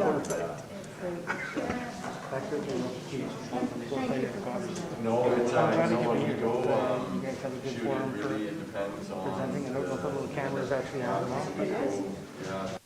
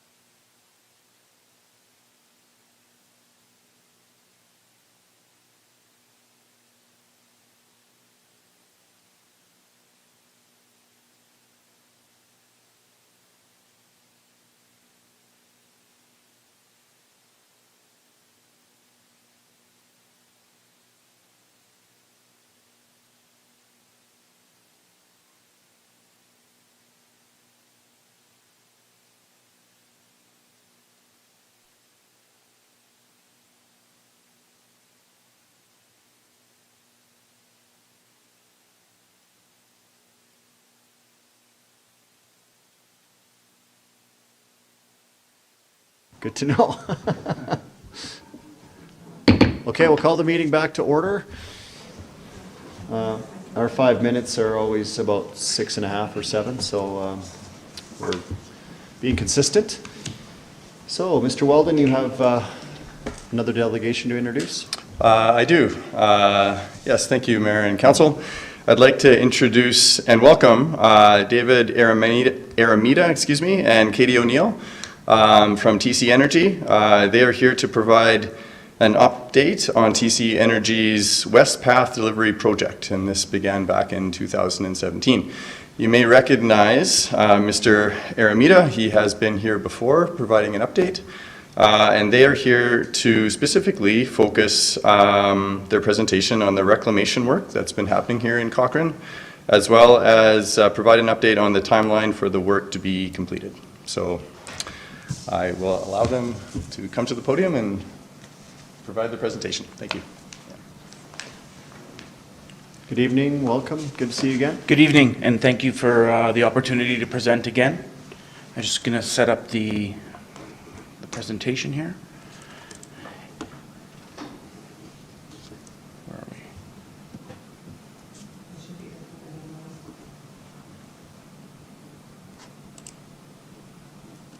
Is that us? Nope.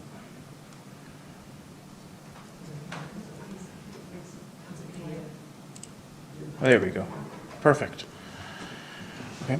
And Mr. Mayor, Council, thank you again for the opportunity to present. As mentioned, we were here approximately 2 years ago discussing the merits of this project, and I'm happy to report that we're on the final stretch in the phase of the final cleanup. In essence, this presentation is just a quick overview to outline where we're at in terms of our existing durations, but more so a thank you to not only yourselves, but the administration of the town of Cochrane for not only the support, the ability to work with us over the last 2 years, and the ability to deal with issues as they arose. Okay. As you know, the project timeline, again, we started our initial engagements back in 2017. We held a number of open houses throughout that time period into Q1 of 2018 and progressed our Section 58 application. We had a number of issues as we tried to work through both landowner regulatory engagement, and again, it was a testament to how well we had a working relationship with you, the town of Cochrane, the administration, that helped us through that process.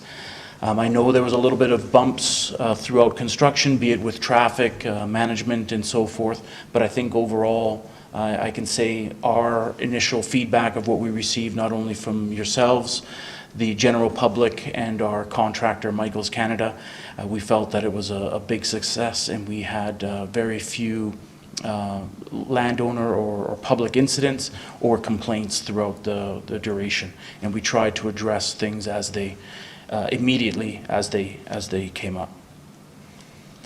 Our engagement overall since 2017, we had participated or hosted over 880 phone call meetings, presentations, community events, and so forth.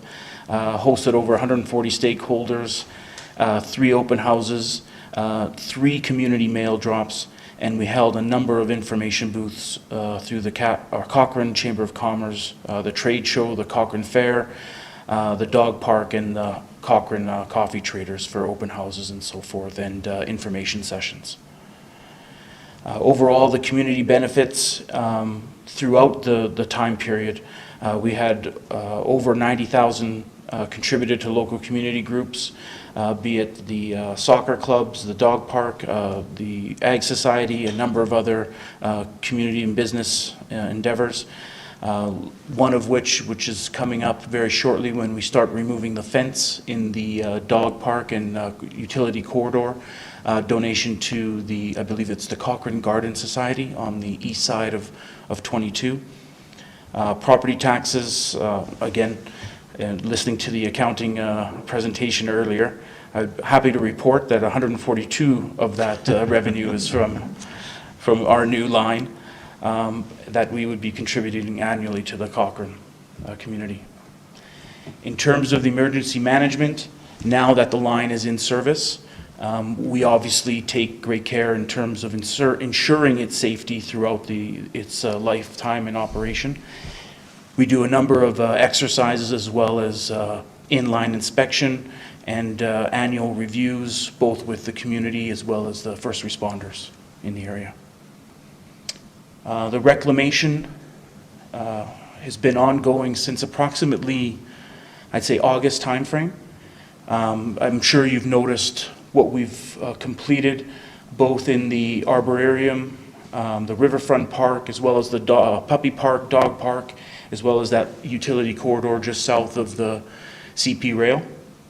We've sodded a number of areas, we've installed trees, and we're trying to do some minor improvements, be it picnic tables. I believe we have some gates going up in the next couple weeks for some access points too. And the overall goal was to try and leave it in a better condition and give back to the community as much as possible. These are just a number of photos from the reclamation work that's taken place to date.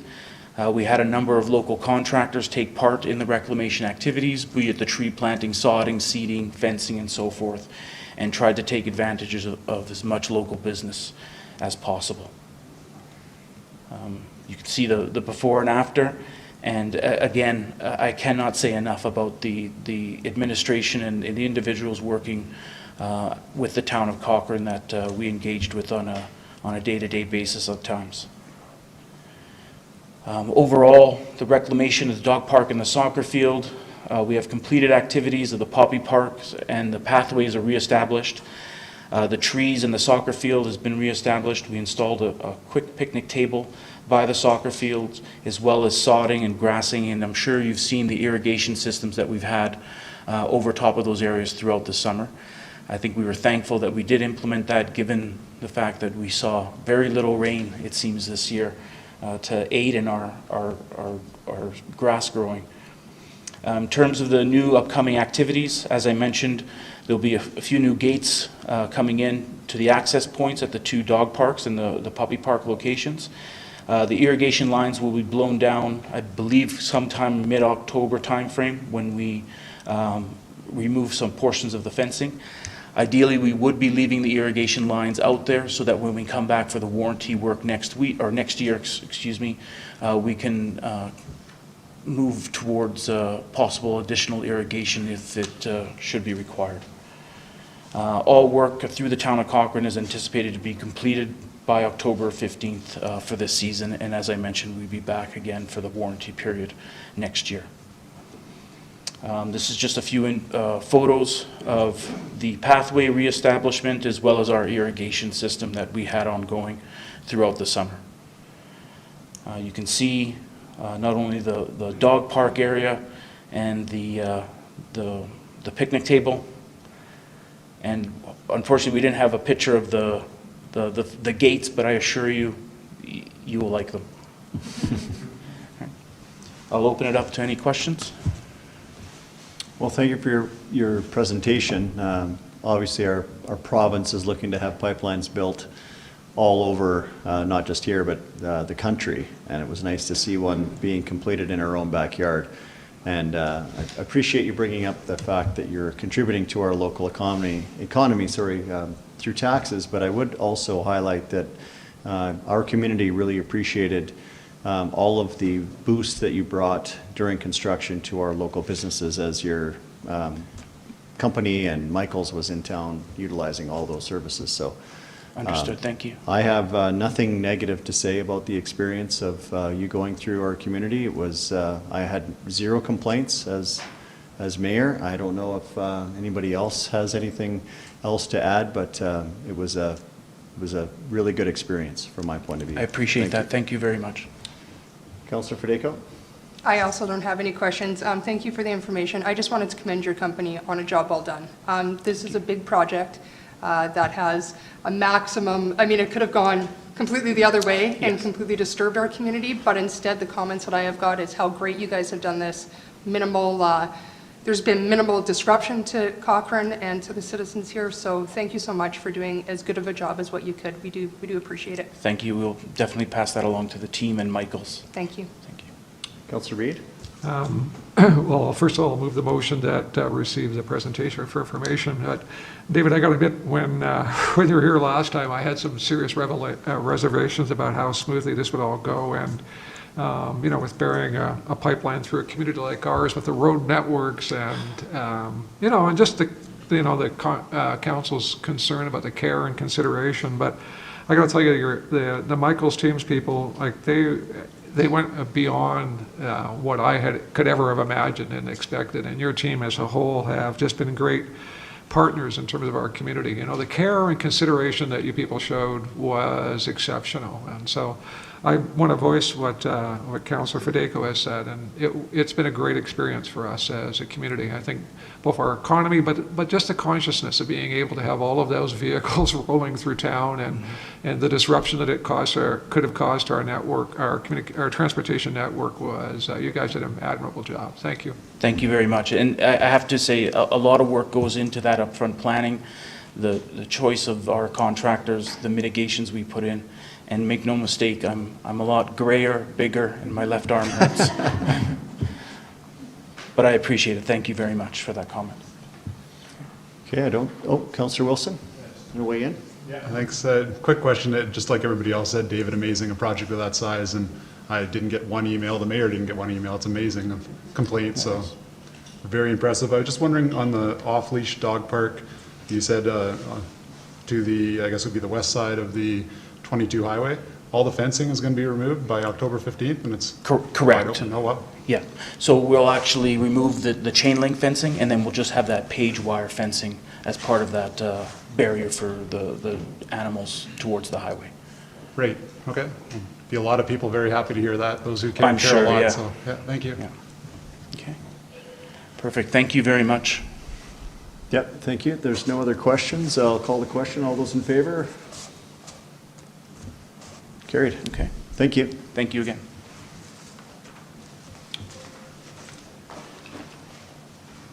Okay, streaming right along to business. 6A road section update.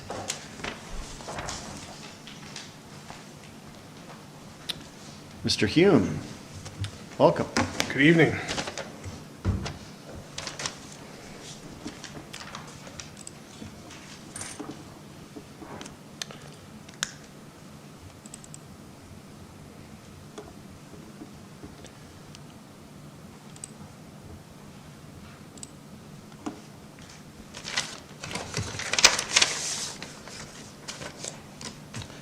Good evening, Mayor John and members of the council. I'm here tonight to present some information related to the road section, and that also encompasses stormwater and infrastructure and fleet services. I also wanted to welcome Aslan to our team. We're really excited, so welcome, Aslan.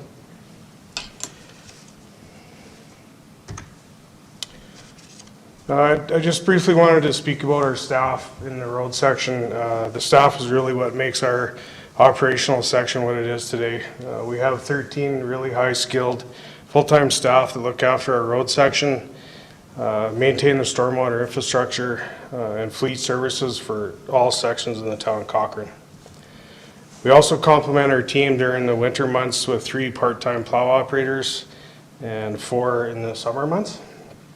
As you can see, we have a very high retention, and it goes to show what a great employer the town of Cochrane is and how committed these staff have been for many years.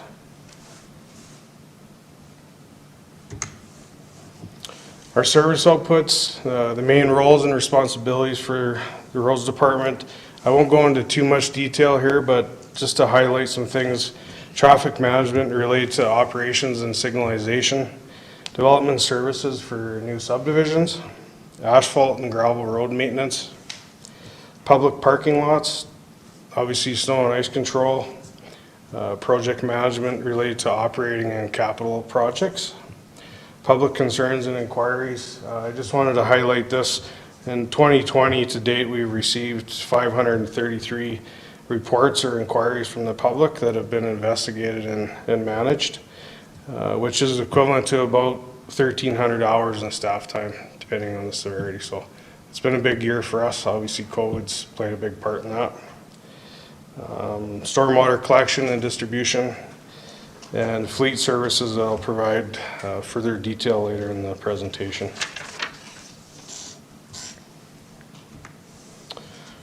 Road maintenance, for your information, we maintain 185 kilometers of paved roads, 98 kilometers of sidewalks, 9 traffic signals, 12 solar-powered crosswalks, and road markings and message painting. Areas that we hire contractors to help us with are long line painting, traffic signal repairs, material hauling to assist in snow and ice control, and street sweepings. And lastly, complete rebuilds for message painting. Snow and ice control consists of 200 lane kilometers that are maintained on each snow event. We have 3 plow trucks, 1 grader, 1 loader, and one ton equipped with a plow and sander. All of our fleet is equipped with GPS, which helps us track the routes and material usage throughout the season. We maintain the town of Cochrane 24 hours around the clock with our on-call staff. Street sweeping, our operators are responsible for the heavy equipment operation for various tasks related to roads and stormwater maintenance, which also includes street sweeping. Just to highlight a few things, we sweep up about 1,400 tons of material in the springtime, and that equates to about 100 tandem truckloads.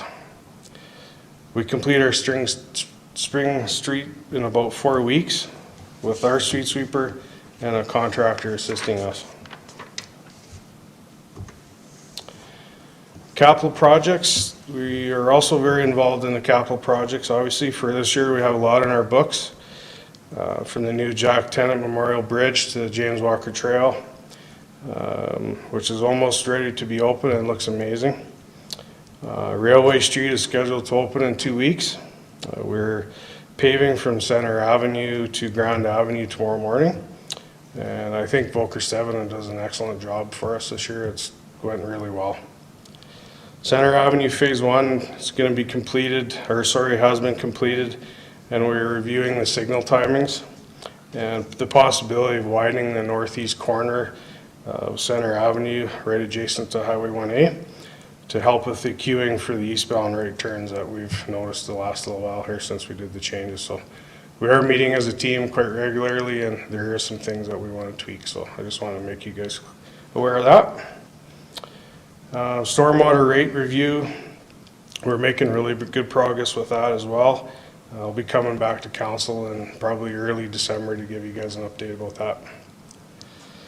Stormwater master plan is moving along quite nicely as well, focusing on the downtown catchment areas. Now that we have Azam on our team, we're going to dig into it a little more detail and come back to council as well.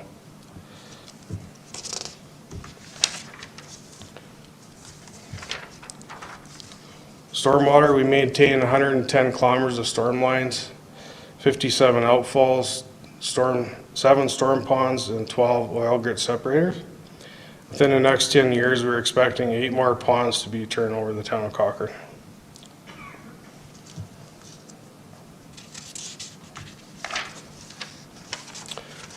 This slide is just showing the new phases that we're expecting in the next 3 years. We're taking over 41 phases of development, which is very conservative based on the economy. So 24 kilometers of roads, 19 kilometers of storm, and 4 new ponds.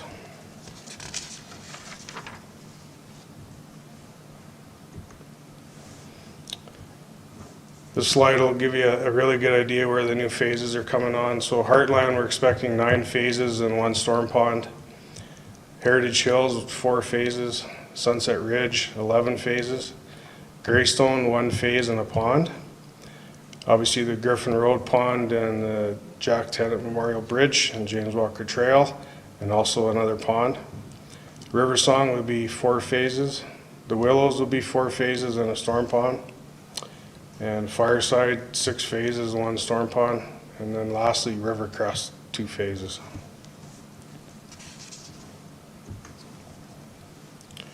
This slide depicts our road conditional assessments. The roads department inspects our infrastructure yearly, and we color code and that reflects existing conditions, which helps us plan for operational and capital upgrades. The original conditional survey was done in 2015 by Urban Systems, and since then we've been maintaining the asset inventory in-house. Our road network is relatively in good condition. Some areas like Glenbow subdivision and some of our residential collectors do require upgrading. We also inspect our concrete yearly, and it's tracked through our GIS system, which helps us determine our priorities for repairs.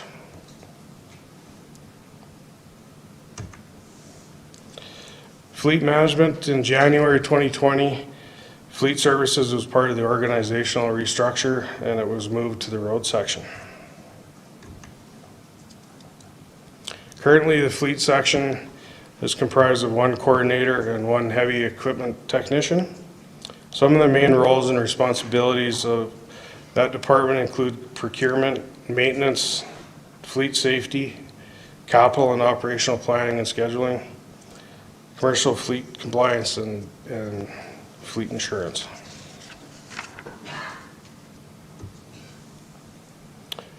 Fleet Services also, we are in charge of the municipal fleet for 10 business units within the town of Cochrane, and we have about 185 fleet assets, not including small engines like generators or weed trimmers. We have one bay in the back shop that provides maintenance to the town of Cochrane, and until such time we expand the department and provide more floor space for this section, we will continue to contract out a large portion of the maintenance. That's the end of my presentation, and I'll be happy to answer any questions. All right, thank you, Wally. And I'm going to sound like a broken record tonight, but I'm going to say it again. Please pass along our appreciation for your staff and for yourself, for all the work you've done throughout COVID. Most of us had to work from home. Not you guys. You're out there. Many of us forget that this was in the throes of winter. All the streets were maintained. You guys never skipped a beat. My hat's off to you, so thank you. I appreciate that. Thank you. Councillor Flowers. Yes, thank you, Wally, for your presentation. That was a long list of duties. I'm just curious about the storm ponds. If they double over the next few years, how does that affect your staff? How many hours go into maintaining a storm pond? Well, to be honest with you, through the chair, storm ponds are fairly new to the organization.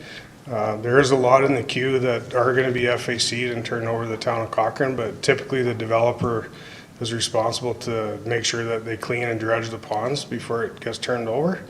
And then approximately 7 to 10 years is when we would have to re-clean the pond.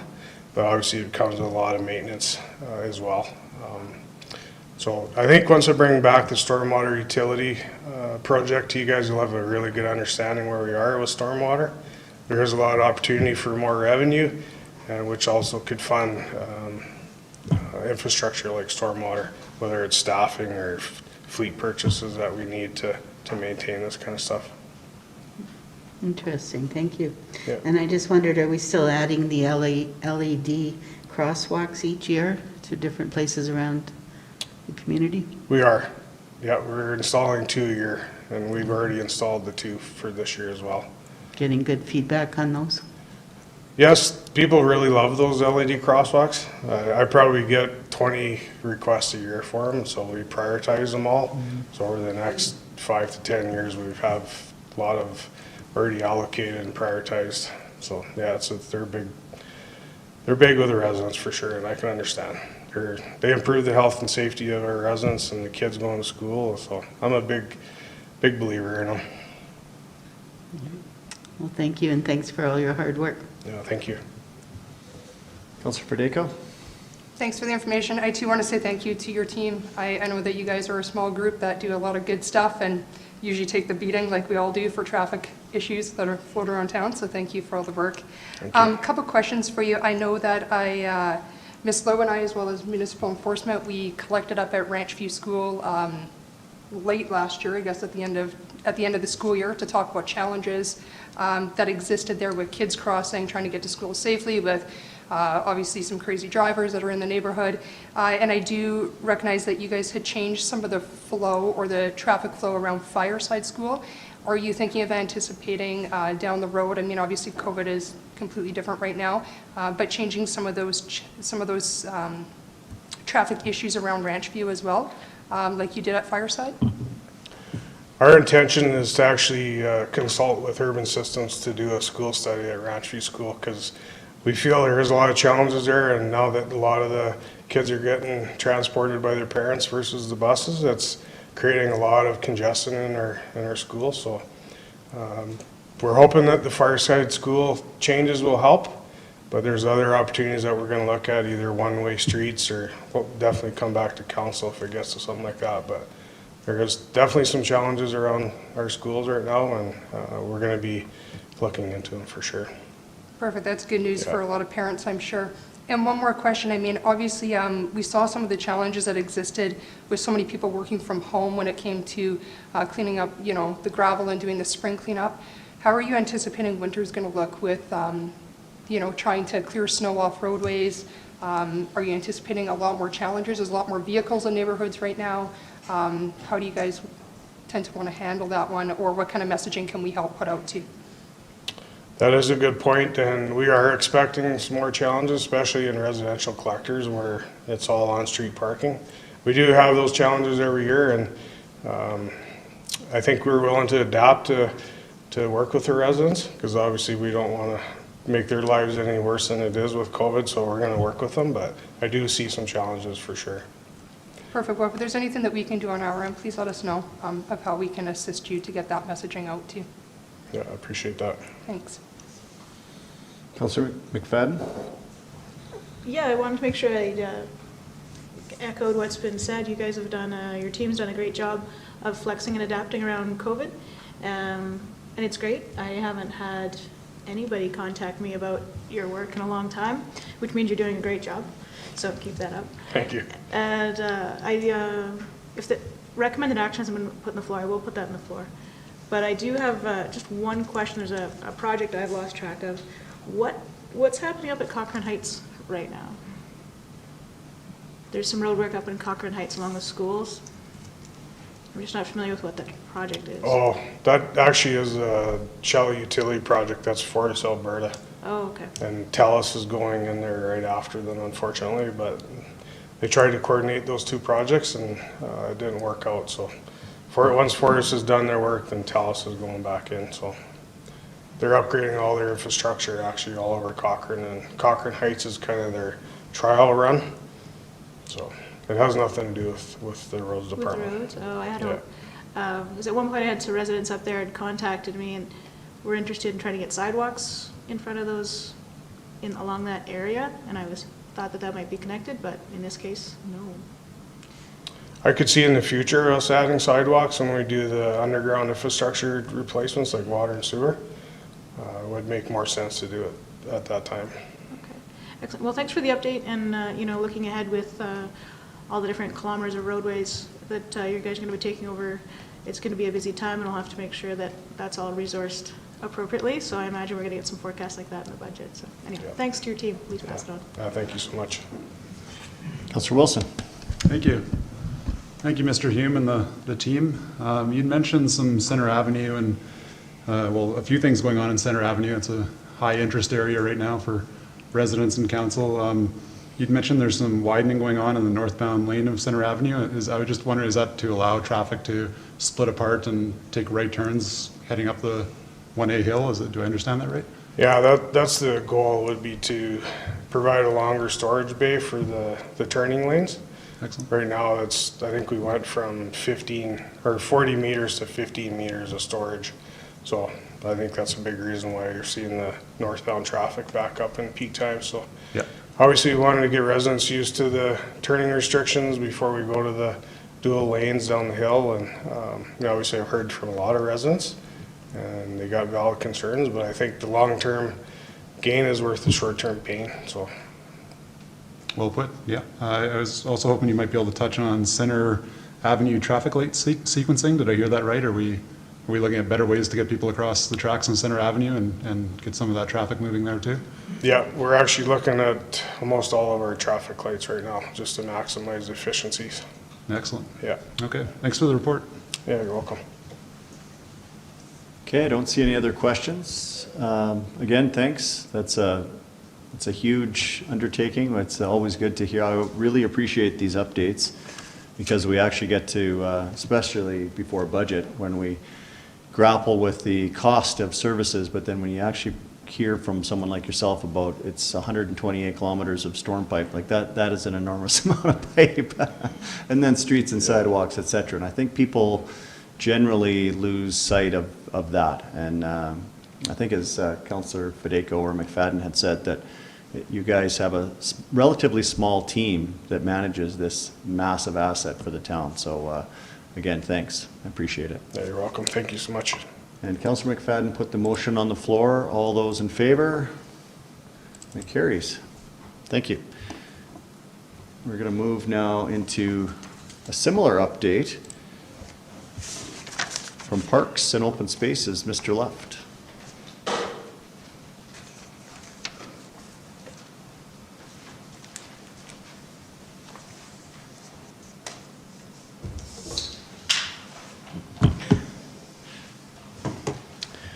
Well, good evening, Mr. Mayor and Council, Senior Management.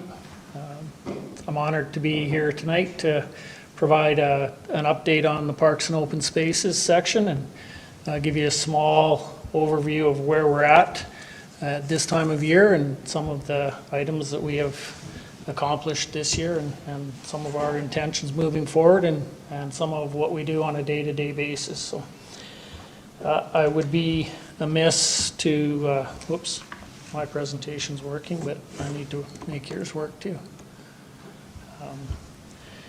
I'd be amiss to not start with the Parks team.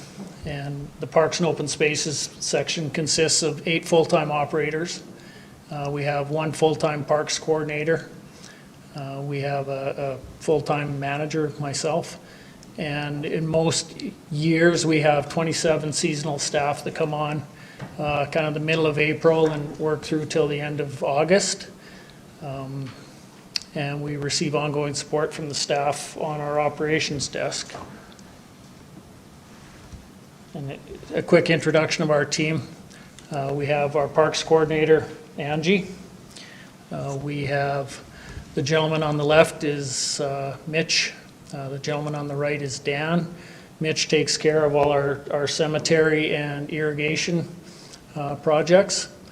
I like to say about Mitch, when people who have been in the industry for about 25 years need to know something about irrigation, Mitch is the guy they call. So incredible amount of experience, very vast turf background. The gentleman on the right is Dan. He is our newest operator. Comes to us with an environmental science background. And he's in charge of the maintenance in zone number 1, I believe it is. On our left, we have a gentleman by the name of Garrett.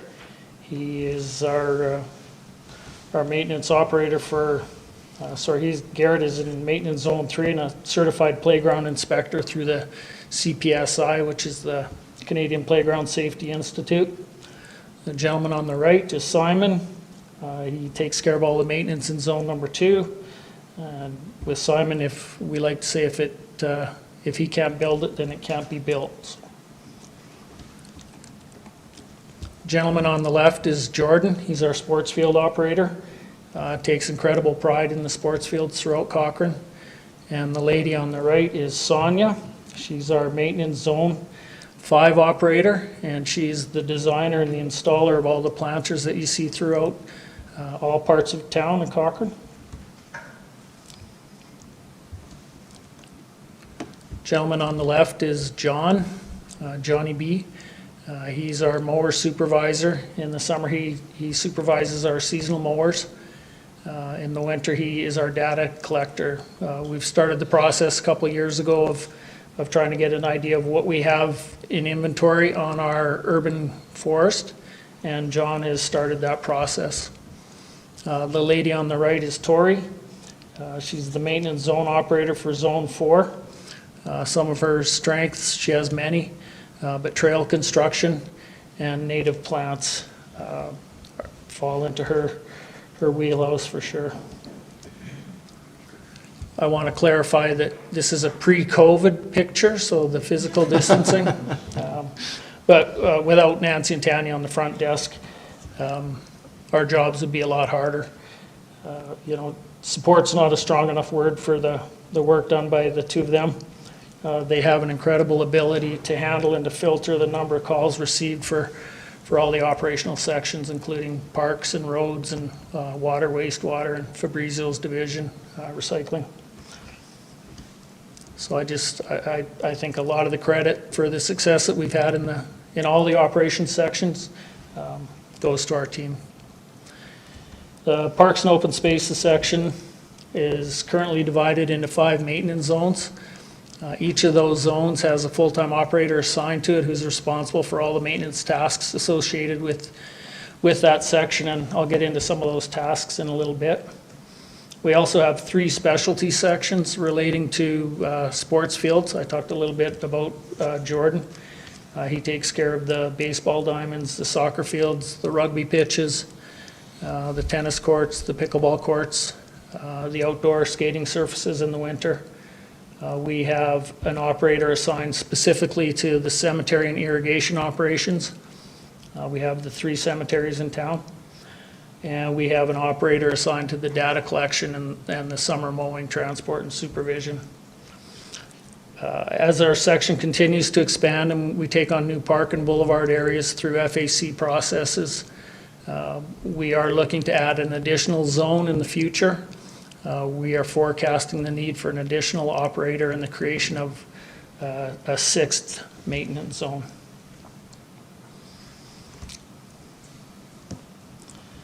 Some numbers. The town of Cochrane has approximately 500 hectares of parks and open spaces land.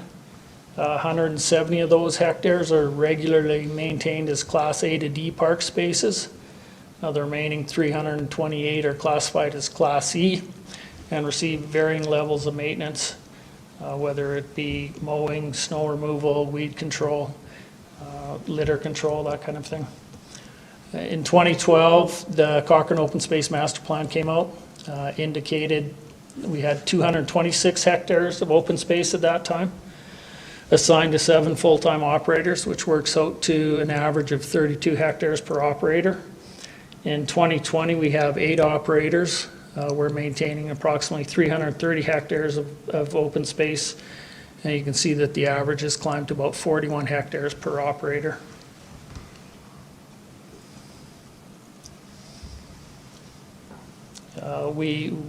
We have our parks designated into maintenance classes.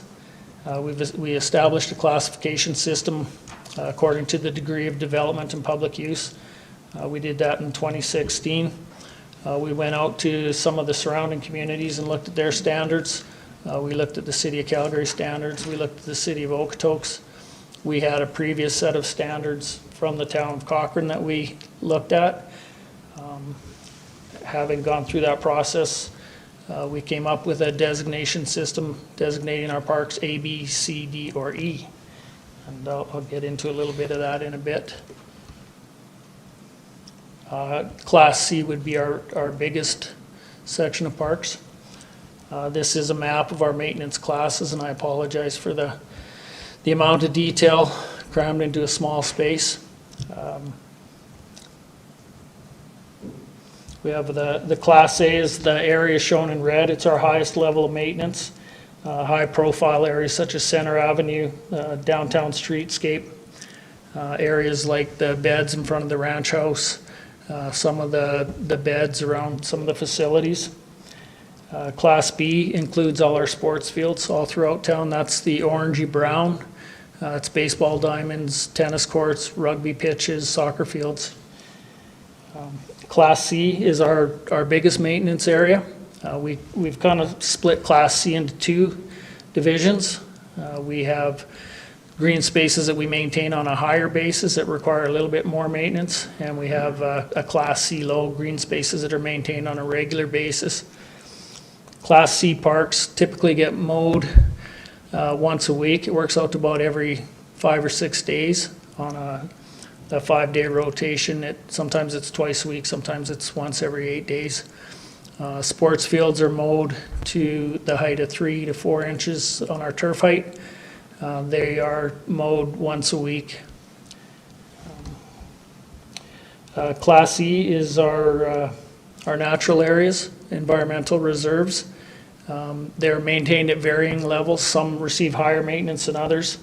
Of course, things like weed control, litter control, safety, pathway inspections. We have a lot of pathways that go through some Class E areas, snow removal and a pathway swath mowing in the summer. Some of the responsibilities that our section looks after, and Wally alluded to this as well, customer inquiries and case reports. This year, in 2019, Parks and Open Spaces took 434 cases that we investigated and resolved. And to date, in 2020, we've taken 568 reports to today. We do snow removal in the winter, sometimes in the summer, sometimes in the spring. We have 70 kilometers of asphalt pathway throughout town. We take care of the sidewalks adjacent to the neighborhood parks. We do the snow removal in 7 town facility parking lots, including the Cochrane Ranch House. Tree well, shrub bed, flower maintenance. There's approximately 50 planters located in various parts of town, including the downtown streetscape, Midford parking lot, town buildings, and park entrances. There are 27 mulch beds in the downtown streetscape that are classified as A, and they're maintained weekly. Tree pruning, all the trees throughout town we shoot for about a 5-year cycle on our pruning program. Everything is pruned according to ISA standards, which is the International Society of Arboriculture. We do turf fertilizing on our sports fields, spring and fall applications as required. We do core aerating for turf health as required. Sports fields are done annually. The parks are done as required. Our sports field is an area we can be especially proud of, I believe. We have 12 baseball diamonds that are dragged and chalked 3 times a week. Turf height is maintained between 3 and 4 inches, mowed approximately every 4 days. The foul lines on the baseball diamonds are painted weekly, along with the field lines on the soccer fields. We have 2 rugby pitches that are mowed to the same standards and lime painted weekly. 2020 was a little bit of an exception. The line painting wasn't a part of what we did this year, other than the foul lines on the baseball diamonds. Cochrane Minor Soccer and the rugby clubs were unable to hold a normal season due to COVID. In a typical year, we have a various number of floating soccer fields. Depending on demand, we can go from anywhere from 5 soccer fields to we've been as high as 19 through various parts of town, and again painted on a weekly basis. We have a high-level Class C maintenance of 3 major open spaces nodes, the Cochrane Ranch Historic Site, Midford Park, and Riverfront Park. Some further responsibilities, tennis and pickleball court maintenance, 4 of each, 2 separate locations. We do the ice surfaces in the winter. We have the outdoor rink on the east end, and we have Midford Pond. They're scraped daily in the winter, scraped and flooded 6 days a week from late November through to February. We have approximately 40 irrigation systems in town requiring annual certification on the cross control valves. They see regular maintenance with zone scheduling, day-to-day repairs, and winterization. 40 playgrounds. We have approximately 50 parks in town. 40 of them have playgrounds with equipment. That equipment requires annual certified inspection and monthly internal inspections. Our natural areas make up about 330 hectares. They're monitored for safety, pathways, litter, and weed control. We have 3 off-leash spaces in town, the Jim Uffelman Park, the Highway 22 Dog Park, which TC Energy just gave their report on. And I have to say they did a fantastic job. It was kind of fun to watch oil and gas money at work. We have the off-leash park in Riverfront Park as well. Combines for about 40 acres of off-leash space. Pathway maintenance, summer and winter, 70, as earlier mentioned, we have 70 kilometers of asphalt pathway. We have 2 to 3 kilometers of red shale pathway left. We are looking to life cycle that out as we move forward. We do weed control in all our spaces. All the classes are monitored and treated as per the Alberta Weed Control Act and town bylaws. And the parks in Class A, B, and C all see regular mowing and trimming. We have 3 cemeteries maintained as high-level Class C areas. We have the St. Mary's Cemetery, we have the St. Andrews Cemetery, and we have the Cochrane Cemetery. Those spaces are mowed and trimmed weekly. In 2019, we had 28 interments, including 13 full casket burials, 10 in-ground cremation, and 5 columbaria sales. In 2020, to date, we've had 24 combined interments, and the ratio numbers is very similar to 2019.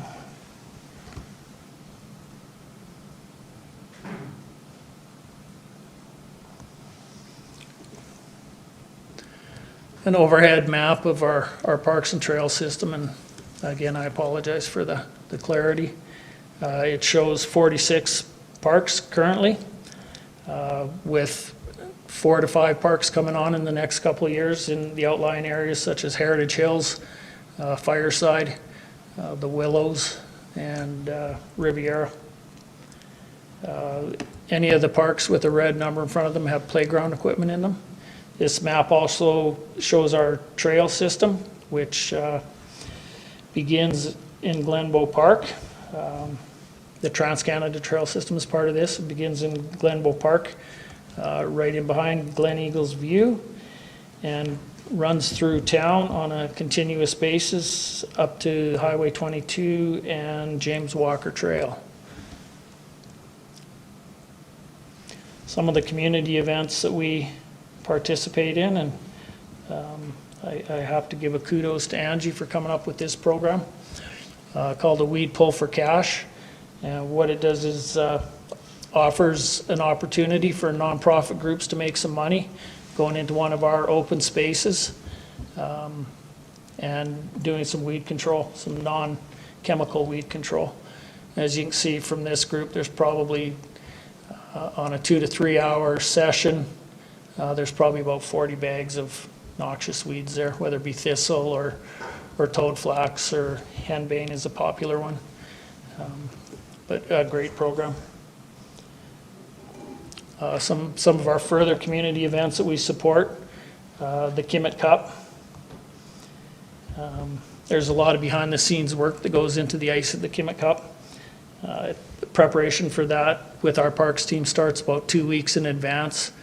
And when that event takes place, again, we're incredibly proud of the product that gets put out to that user group. And we have a strong team that makes that happen. Some of the other community events that we support are Canada Day. We provide various support for Canada Day, Footstock, Winterfest, the Pumpkin Walk, and others as needed. And again, this year it's been an unusual year as the events have not gone forward. We do a community tree planting event a couple times a year with TransCanada and a company called 4 Trees out of Didsbury.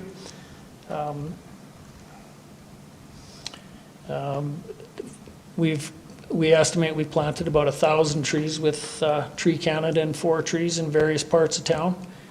Trees are generally donated and planted by volunteers. Prior to this group, Branches and Banks played a large part in Cochrane for about 22 years, and they estimate to planted about 10,000 trees over that period of time. The 2020 capital projects that we have underway this year, an update on that. In the name of connectivity, we've installed a pathway between River Avenue and, or the River Avenue pathway, sorry, between the Riverview Green Space and the Riverview Drive. That has been completed. The Crawford Ranch pathway upgrade was completed. As you're familiar with, the Riverfront Bridge replacement is in progress. We're looking to start that within the next week or two. The Horse Creek Sports Park detailed design and costing was deferred until 2021. And the Historic Ranch and Mitford Park master plans were also deferred until 2021. We participate in for about the past 4 years, we participated in a benchmarking program called Yardstick. Takes the information, we answer a wide variety of questions. The program gathers the data from our system and views them alongside the data from other municipalities within Canada and Alberta. The above slide shows that we do maintain considerably more parkland per 1,000 residents than our peer groups. You can see actively maintained parkland. We sit at about 8.5 hectares per 1,000 residents, whereas the Canadian median is closer to 3.5. This slide on the right talks to the strength of our playgrounds, the number of playgrounds per 1,000 children again. You can see that we are at about, looks to be about 7 playgrounds per 1,000 children, with the Canadian median being closer to 4.5.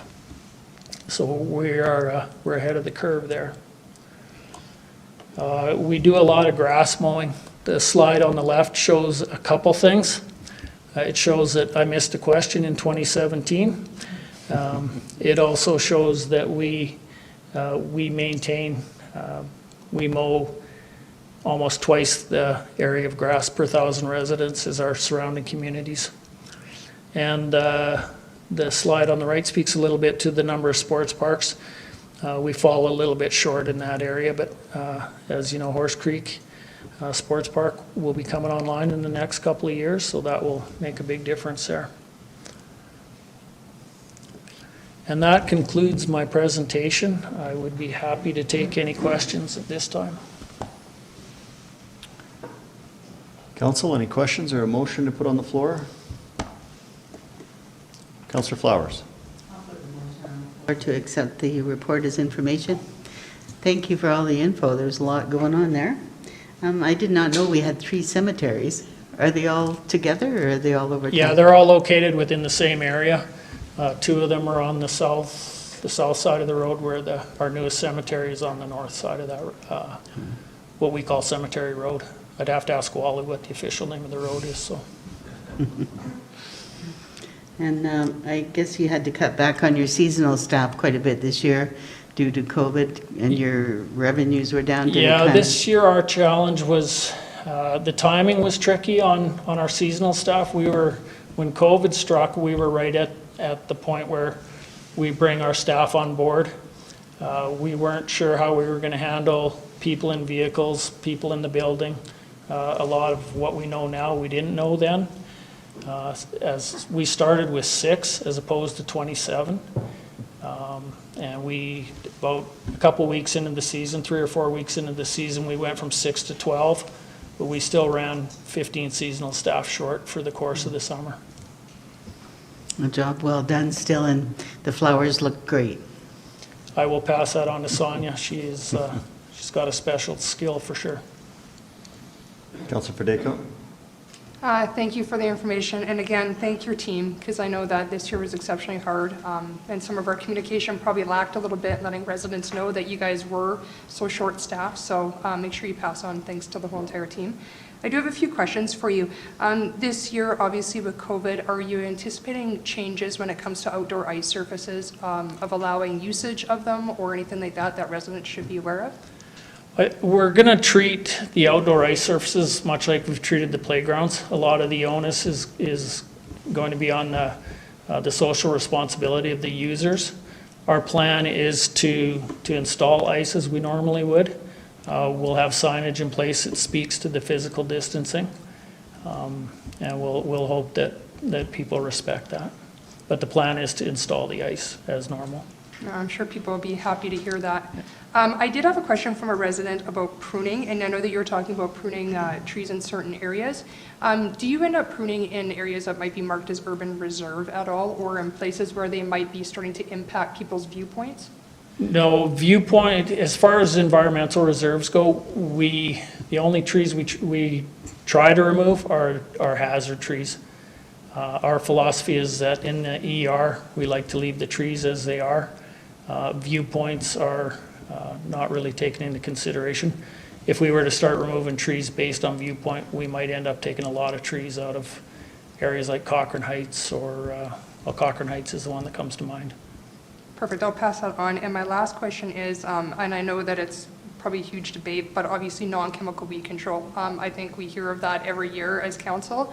Are you investigating different avenues or methods to look at weed control other than what is typically used?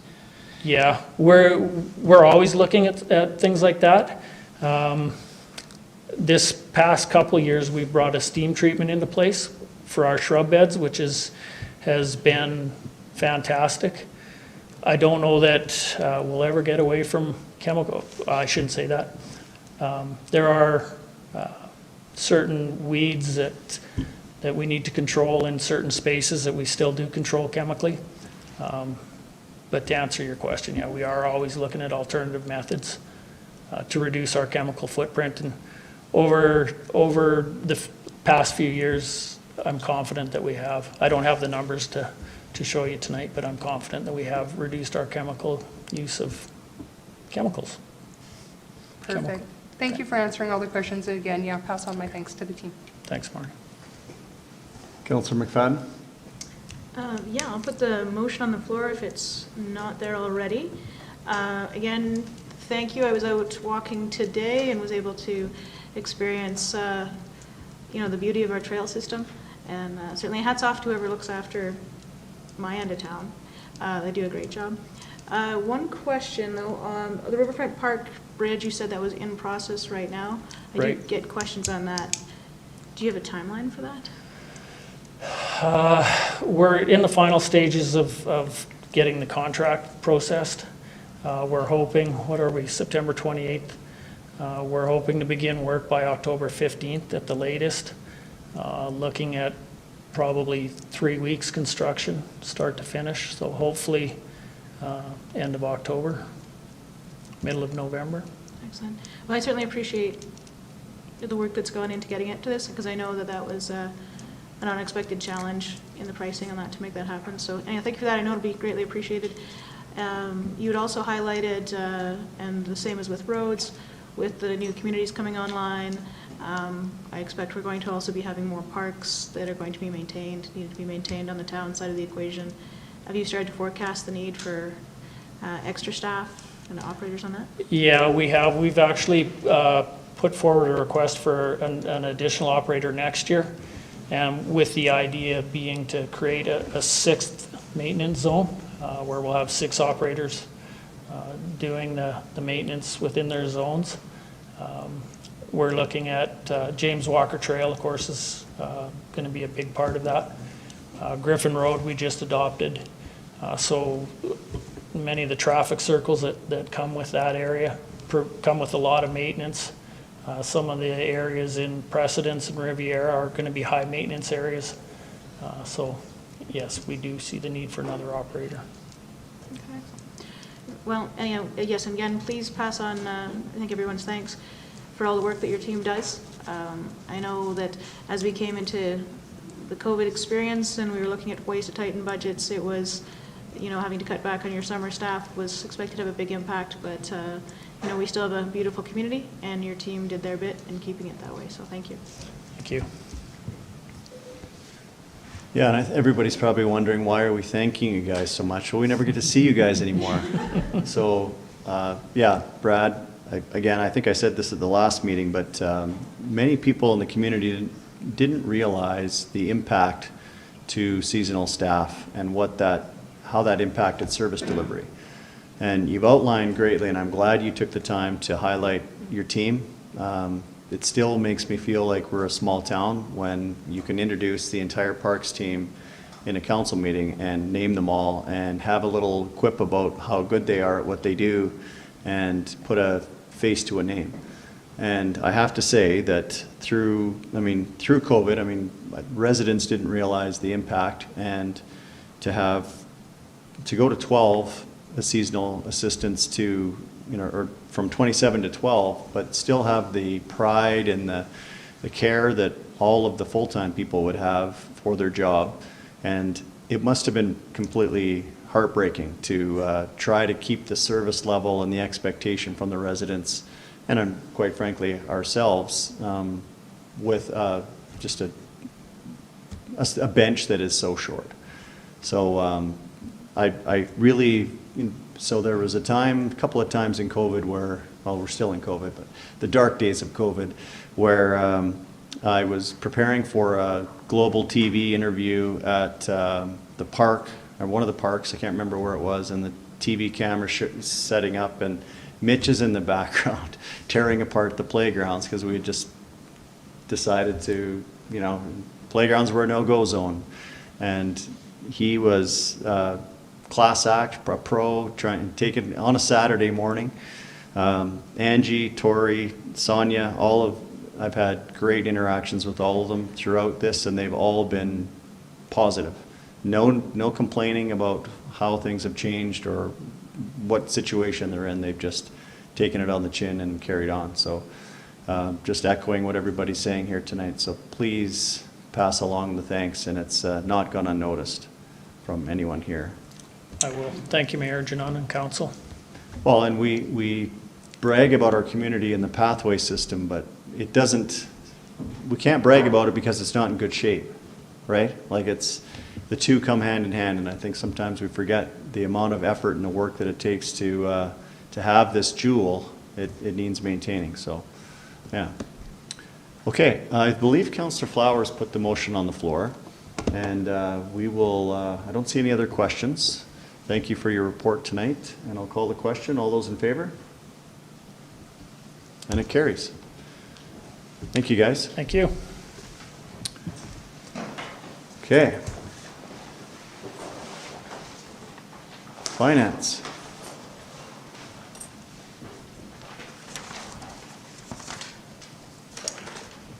Is Ben Kainpima, you're back? That's my front. I couldn't tell, you had your mask on.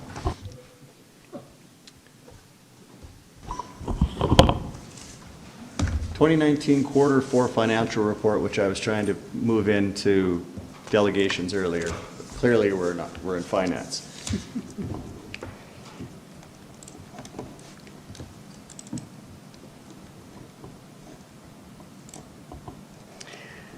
All right, I'm back. Good evening, Mayor Janang, members of council. And Ms. Gallen was supposed to be here this evening to present this quarter 4 report. She's the one who's done all the work to put it together, which was substantial.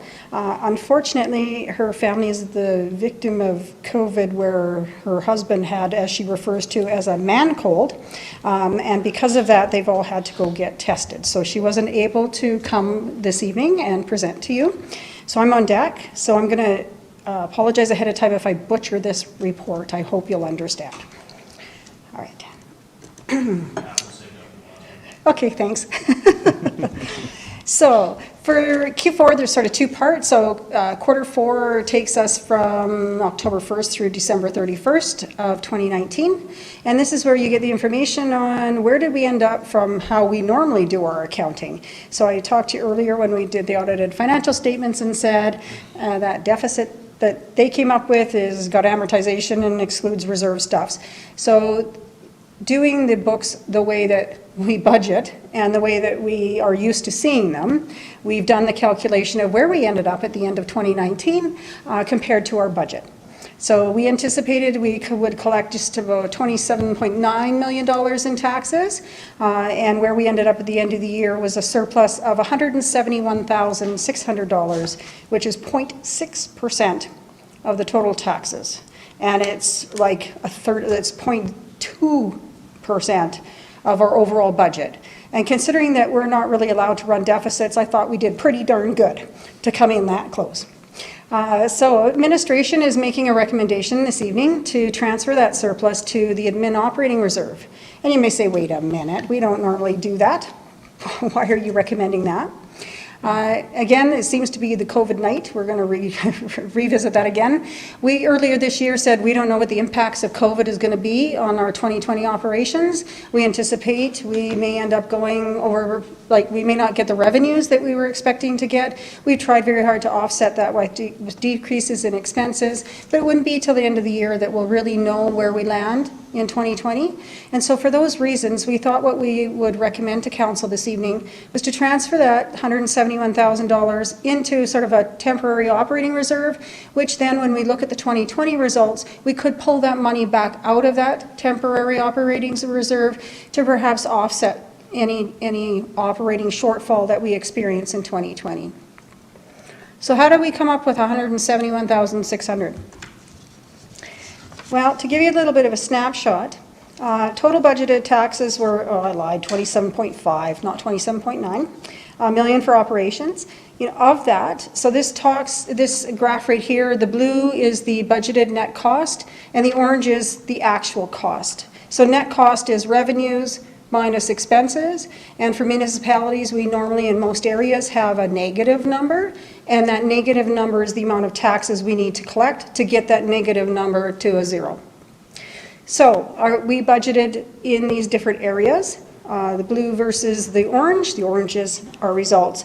So legislative and protective services, which predominantly is our fire and our RCMP budgets. Very little of it is actually Ms. Knight's budget, but she is included in that group. But that's why you see it's such a large number. And they are slightly over, but they have 12.15 million of the net operating costs. Community services was 4.7.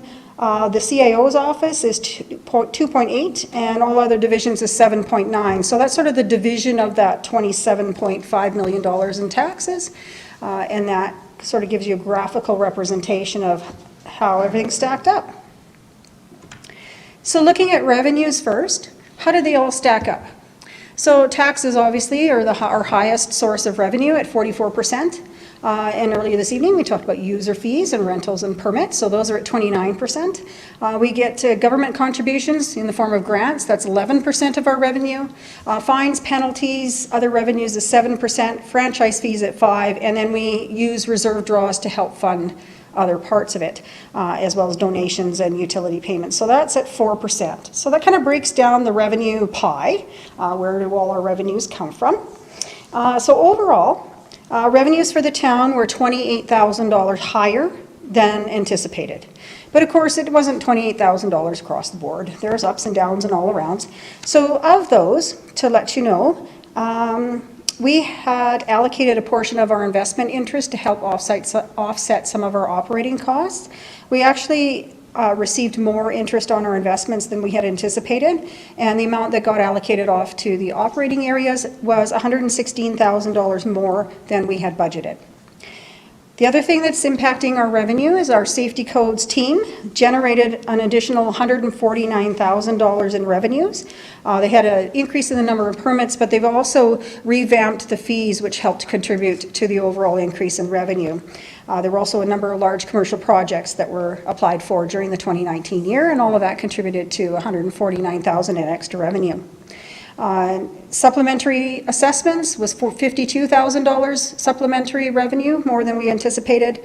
However, there are some things that were the flip side, because obviously how are we going to get to $28,000 if I just was telling you the good news? So the not so good news was traffic fine revenue was under budget by $102,000. Planning revenue was $163,000 under due to the slowing of development, which we saw starting in 2019. And then there's all the up and downs and all arounds for all the other tax supported departments, and that revenue was $24,000 lower. overall for all of those different departments. So that sort of explains revenues. But let's look at expenditures. So we have those revenues, but where does it go? So this graph, I know it's a little bit small, but as you know, it comes from your budget document. So we have all the different categories of all the different departments and areas. And so we have our biggest portion is the rate-supported services, then legislative and protective services, and onwards down the list. So that's sort of the pie of how it gets divided up between the different departments. So we had total expenditures in our rate-supported services of $63.8 million. And you may say, well, wait a minute, we only collected $27.5 million in taxes. That's a long distance away from 63.8. The difference is made up from reserve draws, from government grants, user fees, other non-tax sources of revenue. So our overall expenditures were 63.8 in 2019. That's what we budgeted for. And these expenditures, they came in $143,000 lower than we had budgeted for. One of the biggest drivers was salaries, wages, and benefits. So during the year, there will be positions that are vacated. It takes a little bit of time to hire back into those positions. So there will be what we refer to as slippage. We also may have people who have been here a number of years who retire or leave their position for a reason, who are higher on the wage grid than perhaps the person who was hired to replace them is. So all of those lent to $147,000 actual cost for our salaries, wages, and benefits than what we budgeted for. One of the biggest ones is our RCMP contract costs came in at $392,000 less than what we budgeted for. And we also saved $200,000 as we had a later start in our transit operations than we had anticipated.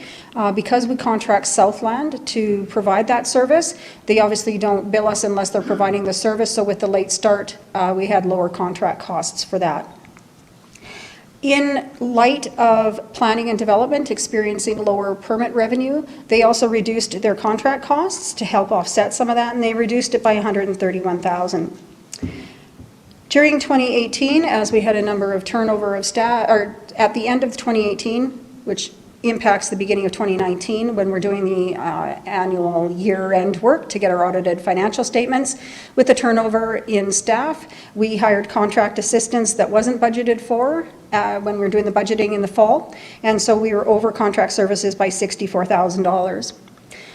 Legal fees were $135,000 more than we thought. We had some emergent repairs and maintenance of equipment. That was $233,000 more than we thought.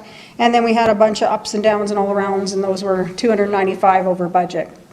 So at the end of the day, all of that nets out to $171,000.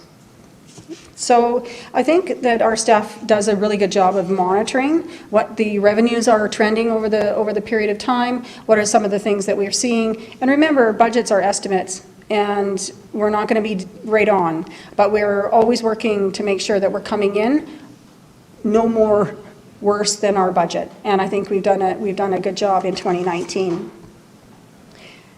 So that's kind of the operating results for quarter 4, which encompasses the whole year. So the other part of that is capital projects. So where did those all end up? And there's more details in your council package, so I'm not going to go into all of those details, just kind of give you a bit of the highlights. So in 2019, there were 70 capital projects with a total budget of $145.5 million. Of that, actual spends were $115 million, and you think, oh great, all those projects came in under budget. That's not the case. There were 25 projects that were completed in 2019, but 45 of those will carry over and continue to be completed and worked on in 2020. So that's why there's the difference between the 145.5 and the 115. A number of them will carry over, 45 actually, will carry over into 2020 so we can finish that work. 2019 saw a significant number of capital projects, and there was $29.3 million approved just for new 2019 capital projects. So of the 145.5, 29.3 was new projects. The rest were from projects in previous years that carried forward into 2019. So just to give you a little bit of summary highlights. So we had 14 fleet and equipment capital projects, the total 3.3 million, 10 new facilities projects, 1.9 million, 8 new parks and roads capital projects at $21.7 million. In 2019, 12.3 million of additional funding for the Bow River Bridge and James Walker Trail happened, and that brought that project to a council-approved budget to date of $43.8 million. And as we're looking forward to the bridge opening on October 15th, I'm pretty sure that we will be bringing forward a sort of a financial report on what that project looks like as part of our reporting on 2020. We also had 7 new 2019 wastewater and water projects for a total of $2.4 million. So to give you a little bit of a summary, some projects are multi-year projects. So, you know, it's misleading for me to say, we didn't finish 25 of those projects or 45 of those projects. You know, there are a number of projects that are meant to be over a number of years. We'll be doing the feasibility study in 1 year and the design in the next year, and then we'll do construction in the 3rd year. So that's considered one project. Whoops, but it's multi-year. So this sort of gives you an overview of the budget that we had for the different types of capital projects compared to what the actual spend was. So the dark blue column is the budget, the lighter blue column is the total spend, and then the green is what we expect to expend continuing into 2020. So the first group of blocks is for fleet and equipment projects. The next set of blocks is the facilities projects. Then there's parks and roads projects, and again, that includes the bridge, and the wastewater projects are the last set of blocks. So that gives you a bit of a graphical representation, a budget versus actual spend, and then the spend that's going to carry over into 2020.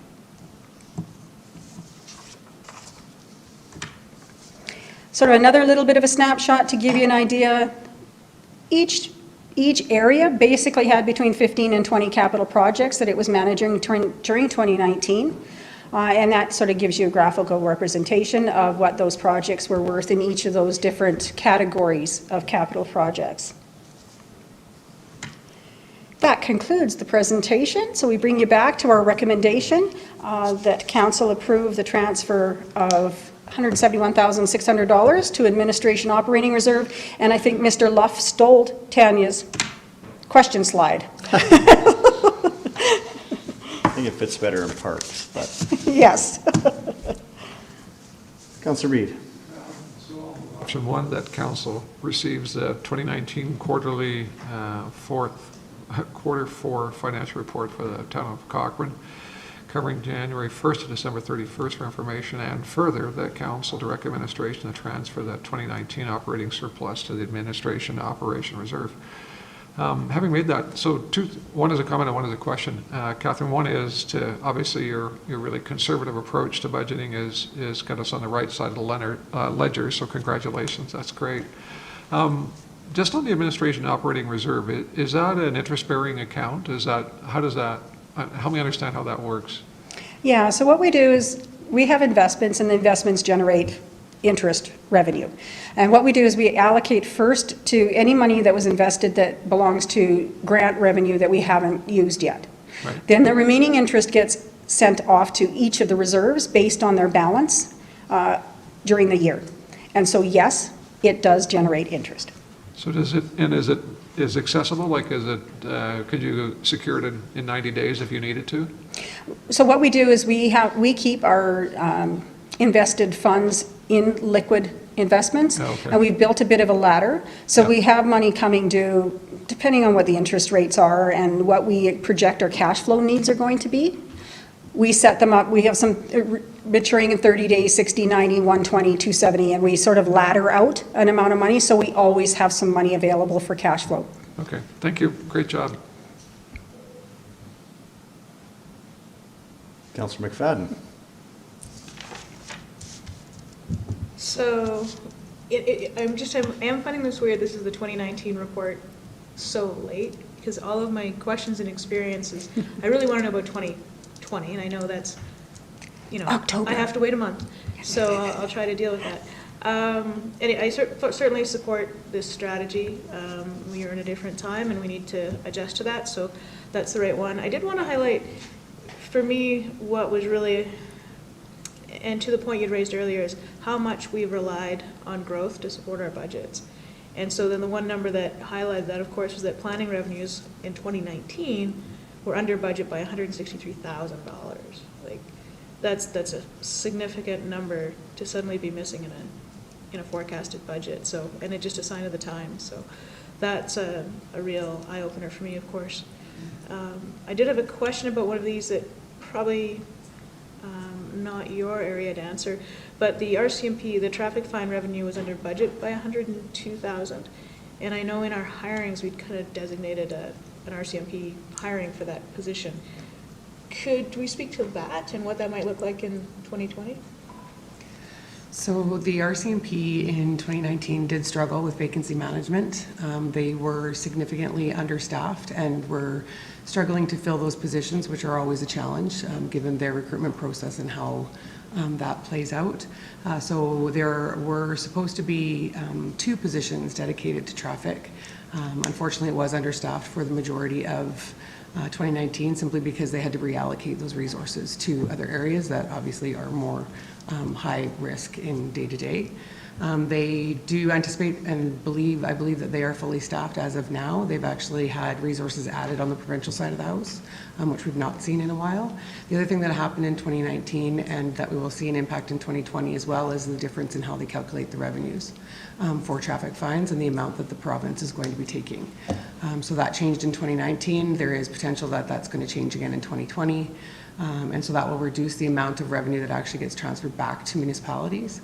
And the other thing with the revenues for the RCMP and for those traffic fines is they're staggered. And so there's no guarantee of when those revenues will come in because it's all dependent on when items are resolved through the court process and actually paid. So there's always a lag as well. So we anticipate 2020 is going to be reduced revenue again. Whether or not it's going to be at the 2019 level or we should see an increase with fully staffed positions is yet to be seen and will be dependent on the provincial portion that they take. Right. So it's a hard area to really budget a projected revenue for. So, okay. I couldn't hear you, I'm sorry. That's okay. You know what you're doing. I know that you know what you're doing. It's all good.